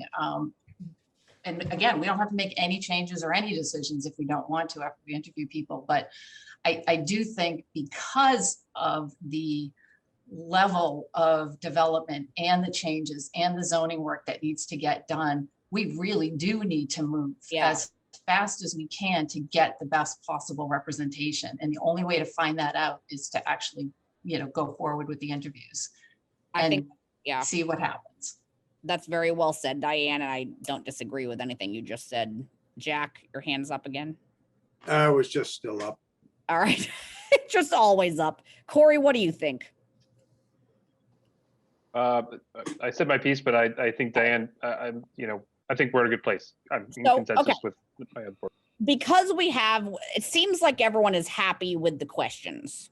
But I think that we also want to maybe go into this under the assumption that if we're not happy with how these interviews go, then we will continue this process and not make a decision. I think we don't want to put pressure on ourselves, you know, if we're not happy with this, because these are really important decisions. So what we were thinking tentatively is it's not what we had on the agenda. I know we originally suggested July 6th and 8th, and that's not going to work now for me, and I know at least one other board member. We were thinking of doing 2 separate nights, maybe actually starting a little bit earlier in the afternoon if people can, on both Thursdays, July 15th and 22nd, and doing all the general council interviews at once, splitting them up, and then doing a separate night with the specialized. And giving the general counsel each an hour and the specialized only a half hour, because we didn't think they would need as much. So how do people feel about that structure, and are people available on the 15th and 22nd, maybe for a meeting time that would start a little bit earlier out of respect to some of these law firms that might make it easier. So if people can just glance at their calendars real quick. Jean, and then Diane. I just had one clarification I want to make on the questions, which I'm happy to do later if you want to just get consensus on the date first. I don't know. I guess we're talking about both at the same time. Go ahead, what's your questions? So for the land use environmental question 4. Yep. Where we ask to describe your expertise and roles you played. I think it's relatively obvious that when we say you, we mean the person that we're going to hire or the key personnel that they're going to delegate work to. Correct. But I want it to be clear to the firms, and Michelle, maybe this is something you can help with. We really mean the person, not the firm, because I've been going through the information that's already been provided by the firms pulling the cases, and I'm noticing that they're not being litigated by the people who are providing us with, who are going to be doing the services. Like, I want to know what those specific people have done. And we want those to be working at our town. We want those people invited to the interviews too. Like, we want the people who are going to be the faces litigating for our town. Exactly. We want to meet them. I think that is really important because, again, their understanding of our town's personality is important. Exactly. So who are you going to bring to COMCOM, to ZBA, to planning board, both in terms of who you propose to give advice and then litigation, to the extent that those are separate people, which they So probably maybe we do a parentheses clarification in that question, Jean. Yeah, and Michelle, I can. Yeah, and Michelle send can help. something if Okay. you want. Great substantive change though. Okay. Corey. Just on the dates, you said it was the 15th, and what was the other date? I'm sorry. The 22nd. So there are 2 Thursdays in a row, and the 15th we would start with doing the general counsel. With I would maybe just, I've got a family member going into surgery the day before that, so I just don't want to book that evening. Okay. In case I'm not available. Okay. Does the 22nd work? That should be fine for me. Thank you. Thanks, Diane, everybody. I saw your hand next, and then. Yeah, my question just is on doing the general counsel in the sort of full service firms. Are you suggesting that the full service firm that has bid on everything come on 2 separate nights, or would they all come the one night, and on the second night we would be talking to, the few people that have done labor or I know special counsel. In terms of licensing and permitting. Yeah, the full service firms all are invited for that hour just for the full service. And then it was my impression that we were going to invite them all back, but only to focus on the specialized areas that we're more in need of, with a smaller chunk of time, a half hour. But again, this format is open to discussion, so we don't have to do it if people aren't comfortable with that. Michelle? So when you're talking about the specialized areas, if you're talking about land planning, since there's so much going on, I truly believe they need at least an hour, if not more. So cutting them down to 30 minutes may not be appropriate for that particular discussion. So we may just have to change the times based on the topic, if that makes sense. Yeah, no, that's valid. It just means longer meeting times, which is fine. We got to do it right. I know we do. I would recommend if we could agree tonight on a couple of dates, and then, leave it to Michelle and Carrie to kind of figure out structurally, who's coming when and how that's going to break down. I'm looking at the calendar right here. All right, so the 22nd seems to work for everyone.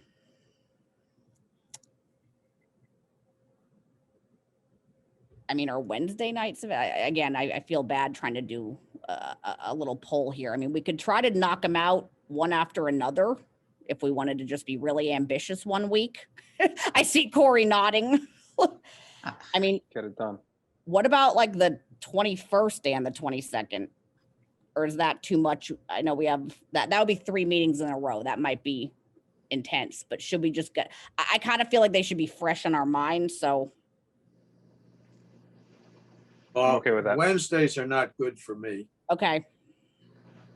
All right. What about Monday nights? Mondays are better for me. Okay. Wednesdays I work in the city, so. What about, though those would be 2 in a row. What about maybe the 22nd and the 26th, Monday, the 26th? Thursday, the 22nd, Monday, the 26th.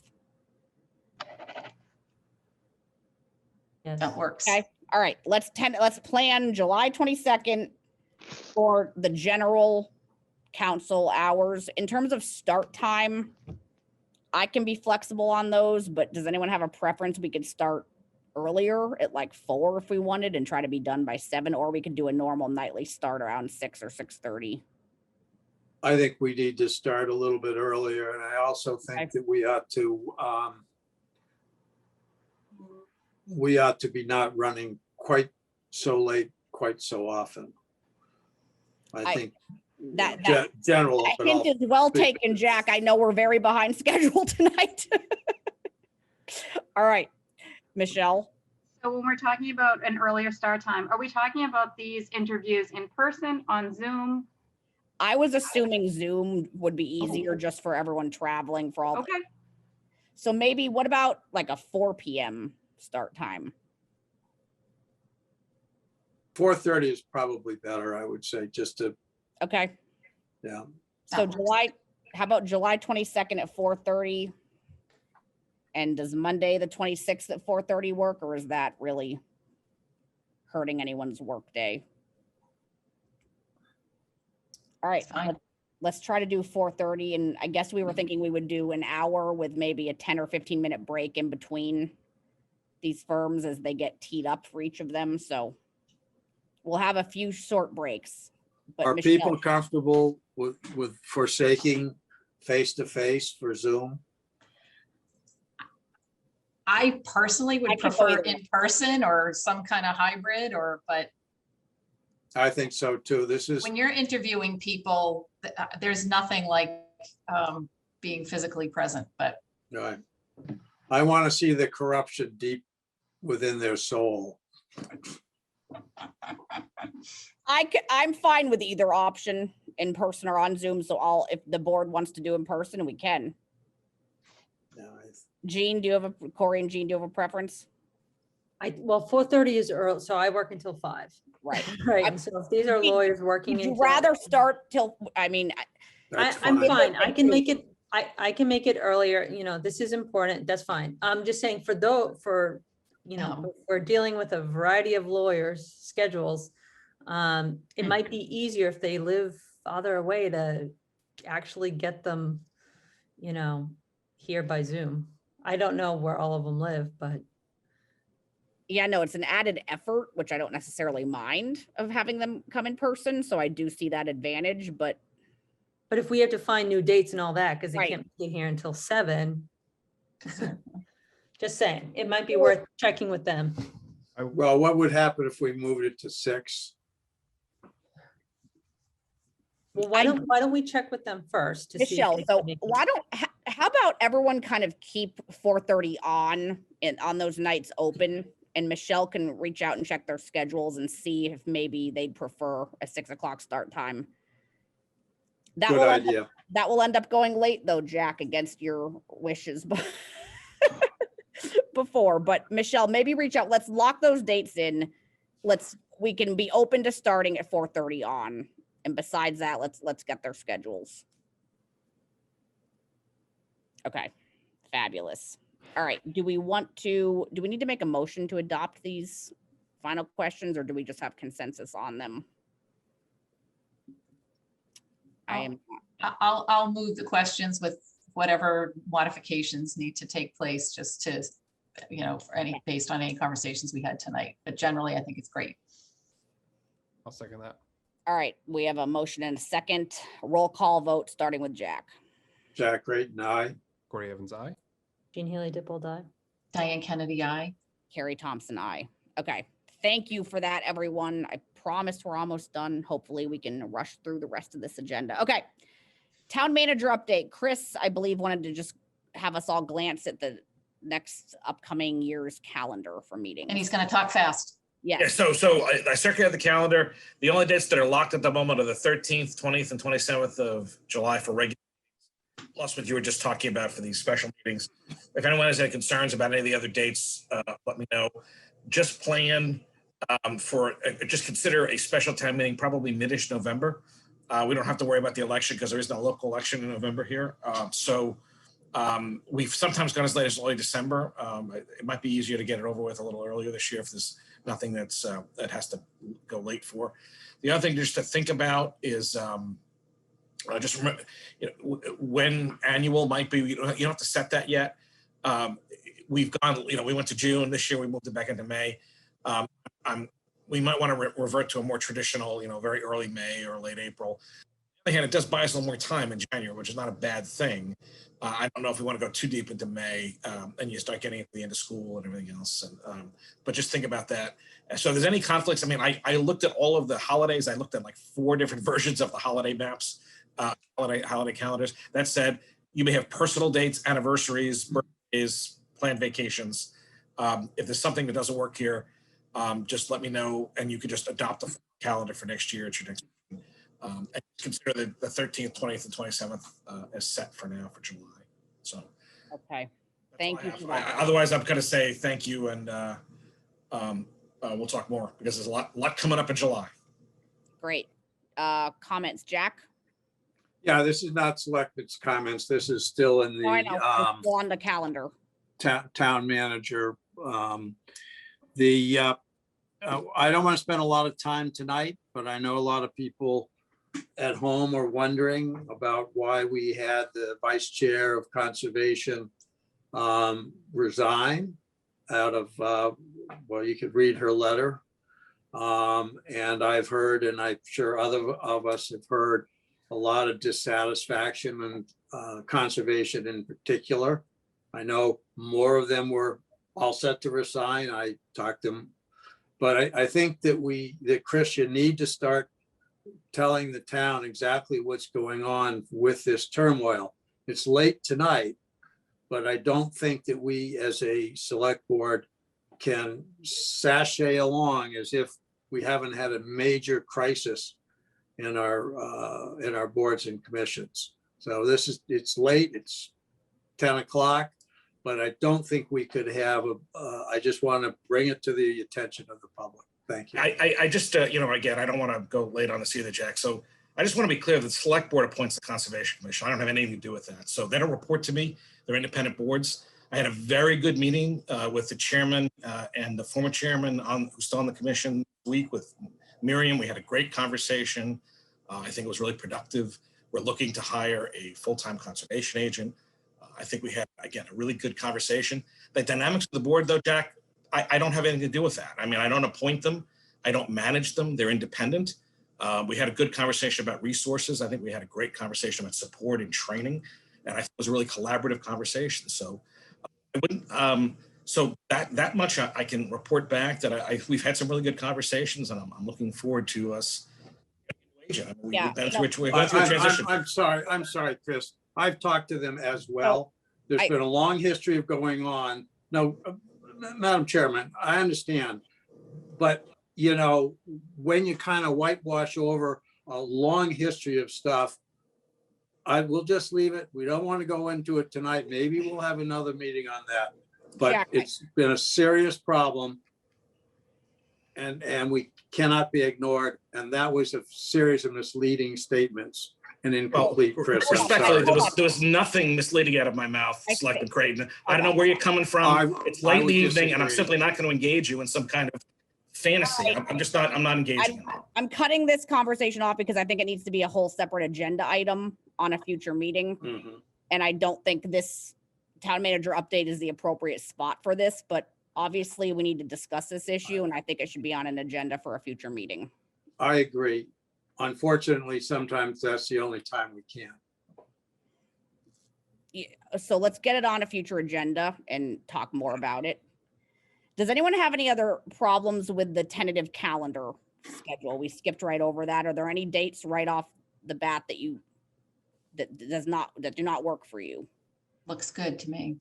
Okay. All right.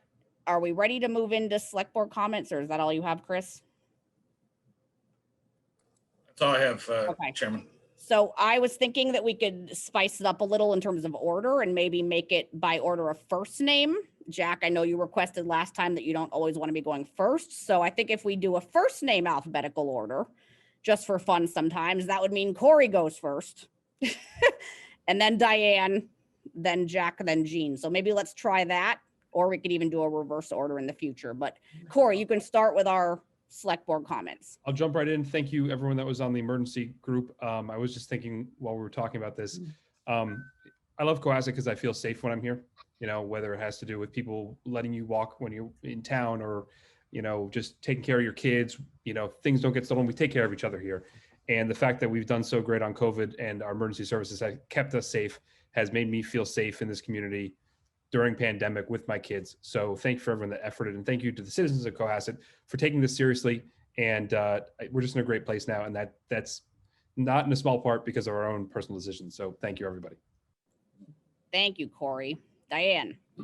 I'll just really quickly jump on what Corey just said, and I think it was showed up in our goals for a healthy community. I think we all value living in the community we do because of healthy interactions and healthy opportunities and feeling safe. So I want to congratulate us for coming up with that as a goal and a focus in the town for supporting it and doing such great work behind the scenes. That's it.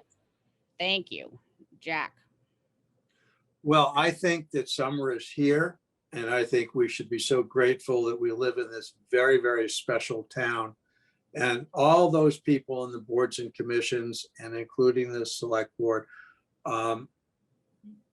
it's so good that we've been able to keep this town so special. And the boards and commissions, they should be saluted. They work till 11 o'clock. Night after night after night. And one of the reasons for their work and the work of theirs in the past is why this is such a beautiful town. And let's keep it that way. Thank you. All right, Jean. So I do want to echo the thanks to our emergency personnel throughout the year, which has been really incredible. I also want to give a shout out to all the parents out there and the teachers. School's out this week. We made it. It was a long, strange journey, but here we are, and I'm really excited about that. I also want to echo Jack's comments about really giving praise to our volunteers, including those on what are very hard commissions, very technically difficult, hard to do, including in the midst of a pandemic. I want to give special thanks to Ms. Weatherald for her service and commitment and the hours that she has spent trying to better Cohasset. And I look forward to having further discussions about how we can help support the commission and our other boards, which I do think starts with hiring really good legal counsel to help support them, which is why I continue to sort of be on my bandwagon about that. And you know, I look forward to trying to help provide a reset too in terms of relations with respect to you, Chris, and others. And I'm pleased to see it, I think, hopefully moving in the right direction. And I think that's great progress because I do think that these are really important boards that we should figure out ways to help better support. All right, thank you. And I will echo what everyone just said. And also a reminder to just be kind to town employees and local businesses and restaurants that are trying to get back on their feet and reopen. I know there's been a lot of stress coming out of this pandemic, and everyone in town's trying. We're trying to adjust to the new normal. So be kind to everyone that's trying to do that. And also a special shout out to our diversity committee for a very successful Loving Day movie event this past Saturday. It was really well attended. It was great weather, and it was a really special time to celebrate Loving Day. So that was also really good to see. All right. Without further ado, we can approve some minutes and then almost be done. I'll move the 2 sets of minutes for May 24th and May 25th. Point of Yeah, go ahead, Corey. reference. I had a tweak for May 25th that I'd like to make before we approve them. Sure. If that's okay, can we shelf those? Yep, absolutely. And I'll talk with the clerk regarding that. So do you want to wait on just the 25th, or do you Yep. want to tell us the tweak? So All right, so I'll we'll- amend it just to move the minutes for 5/24. Okay, do we have a second? Or you, Jack, you're the only one. Second for 5/24. I'll second. Yeah, sorry, I was just double checking. No, it's fine. All right. Yep, my apologies. All right. It's been moved and seconded. Roll call vote, starting with Jack. Jack Creighton, I abstain because I think our minutes should be fully electronic. Okay. Corey Evans, aye. Diane Kennedy, aye. Jean Haley Dippled abstain. And Carrie Thompson, aye. All right, we will hold off on minutes from the 25th. Does anyone have any topics not reasonably anticipated? I'm sorry. I'm comfortable just suggesting it's a small change to the whole group if we'd prefer that for just expediency purposes. You know what, Corey, I had a clarification on the 25th too, that I was minor enough that I didn't bring it up. So let's still shelve them and do that another Okay, time. sounds great. Thank Both you. of our Thank you. minors. No problem. We'll put it on a future agenda. Okay. Anything else otherwise? It's that time. In the spirit of kindness, motion to adjourn. Wait. Oops, Whoa, whoop, whoa. whoop, Uh-oh. whoop. Rescind, take it back. Yes, Chief. I'm sorry to bring this up, but I do think we have to talk about it. The water issue, the brown water, the lack of notification. We've heard about this. I've had people contact me. We need to make sure, to the extent that we are in control of this, and I realize a part of my question is, to what extent is this a water commission issue? But regardless, our residents view us as the town. Completely. And so I think, I think some residents got the notification, others did not. And so I'm wondering if it was like there wasn't a realization that certain neighborhoods were getting the brown water, but it's really important too, so people aren't doing laundry with it and ruining all of their clothes. So it's not just like an academic issue in any event, or drinking it for that I matter. appreciate that, Jean. I actually have that on our future agenda list very soon, because I think there's two things to talk about here. First of all, we should bring in our water commissioners and discuss the actual problem. But also I think that there's a broader communication issue that we need to talk about in terms of how we're sending out alerts. Are there better ways to do that? I know that some people didn't get that alert, and I also know that some people were a little confused by the wording in the alert, especially relating to whether the water was safe to be for drinking. So I think that, again, not all of it's our wheelhouse because we aren't the water commissioners, but we are the face of the town. So I think that there are two separate things we need to discuss: the problem itself and why that's happening. And obviously it's not acceptable to not have good water, but also the broader communication issue that I actually think we have more control over.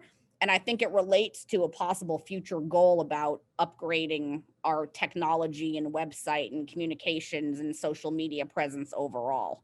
So I do think that part, especially about the alert not going out to certain residents, is absolutely something we need to address. And again, deserving of a longer discussion in the very near future. Go ahead. And also too, so for example, one resident told me that they went to the water department website and it said to call the police. So they called the police and the police weren't aware of what the answer was. And then they made their way to the fire department, who then told them what was going on. But really, Facebook 143 is the authoritative source on trying to figure out anything, which shouldn't be the answer. Exactly. And no, so, again, this is part of the problem. Obviously, 143 is not in any official capacity speaking to the town, and I know people are going there for information, which to me shows that we are not doing as well as we should be at getting information out as a town. So I think that more broadly is a problem. Like, clearly the alert system failed this past week because it didn't go out to the right people. And maybe it should have gone out to the whole town. But again, I think this is a bigger discussion that we need to have. So I thank you for bringing it up. Yeah, and I think we just need to make sure, particularly if we're going to have a really busy July, that what we need to do is, if this happens next Tuesday, that we as a town have a plan in place to, and sorry, Chris, I'm sort of looking at you to help us figure out the alert system. The appropriate, the website has to be updated. Yeah. The So the- police and fire need appropriate talking points. Yep. And the robocalls need to go out to the appropriate geographies. This, you know, the water department is it's run by a contractor, and the water board manages it, right? So it's a enterprise fund incorporated as part of the town, as you well point out, but it's run quasi independently. That said, in the entire time I've been here, they've done a really good job of notifying people. Something glitched. I mean, I don't know what. I really don't. Because I usually get besieged, Gina. I get like 7 calls for this. I'm on their email list, all right? I usually get notices after notices, and I didn't really. And when I heard there's a problem, I hadn't gotten any notice. I'm usually on the list about 4 times, and I know what you mean, because if it's part of the national cleaning process, and the point of it is to keep the water system fresh. But if you don't know what's happening, and you go and do a load of laundry, as you said, or turn something faucet on, or go to take a shower, you're like, oh my God, what did I just do, right? I mean, it's not toxic, but by the same token, it's not what you want to be dealing with. I think that they have a pretty robust system. They usually do a really good job of notifying folks. And most likely, because this is the first time, again, in the last number of years that they've had a glitch like this. I will follow up with our staff who manage that. And send something to all of you electronically, so you're all up to date.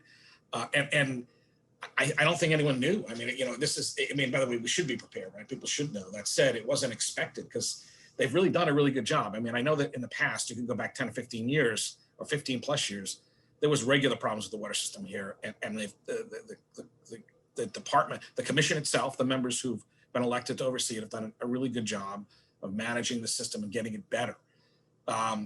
So that said, people deserve an answer, and if something does glitch, it's important that people know about it, and there's some response to it. So let me see what I can find out. Yeah, and no, thanks, Chris. And having it more easily accessible on our website. I know some people went to our website and couldn't find anything, but also a lot of new residents have moved in town and don't even know that this alert system exists. And you know, the challenge with our reverse 911, that's what we use, by the way, is that so many people have cell phones, right? We don't get, most people do now, right? And if you don't add yourself, you don't add yourself to the system, we don't know you exist. So I think it's probably it's going to be critical to remind people, look, if you want these kind of alerts, you got to give us your number, because there's not a lot of landlines anymore. So you can. I think that should be more broadly part of how to improve communication, to send out a reminder. Because again, I talked to a couple new residents who didn't even know they were supposed to be getting alerts. So again, we need to figure out a way to communicate that with the public. I think we can make some really important changes and much needed changes, though, on this communication aspect. So I'm excited to talk about this more. And I agree with you, Gene. We need to talk about it more in July. Any other thoughts about that? Jack, is that your hand? No, I didn't take it down, but I am not going to. He has a motion on the floor. I know. Okay, so Jack is, hold on. Jack is on hold to make his big I'm on hold. When Gene speaks, I'm on hold. Any other topics? This has been a total fail at going way over our allotted time, but we'll try to do better next time. I will gingerly suggest that we might consider a motion to adjourn. Do we have a second? Second. All right, roll call vote. Jack Creighton, aye. Corey Evans, aye. Jean Haley Dipple, aye. Diane Kennedy, aye. Carrie Thompson, aye. Good night, Thank you, everyone. everybody. Thank you, everyone.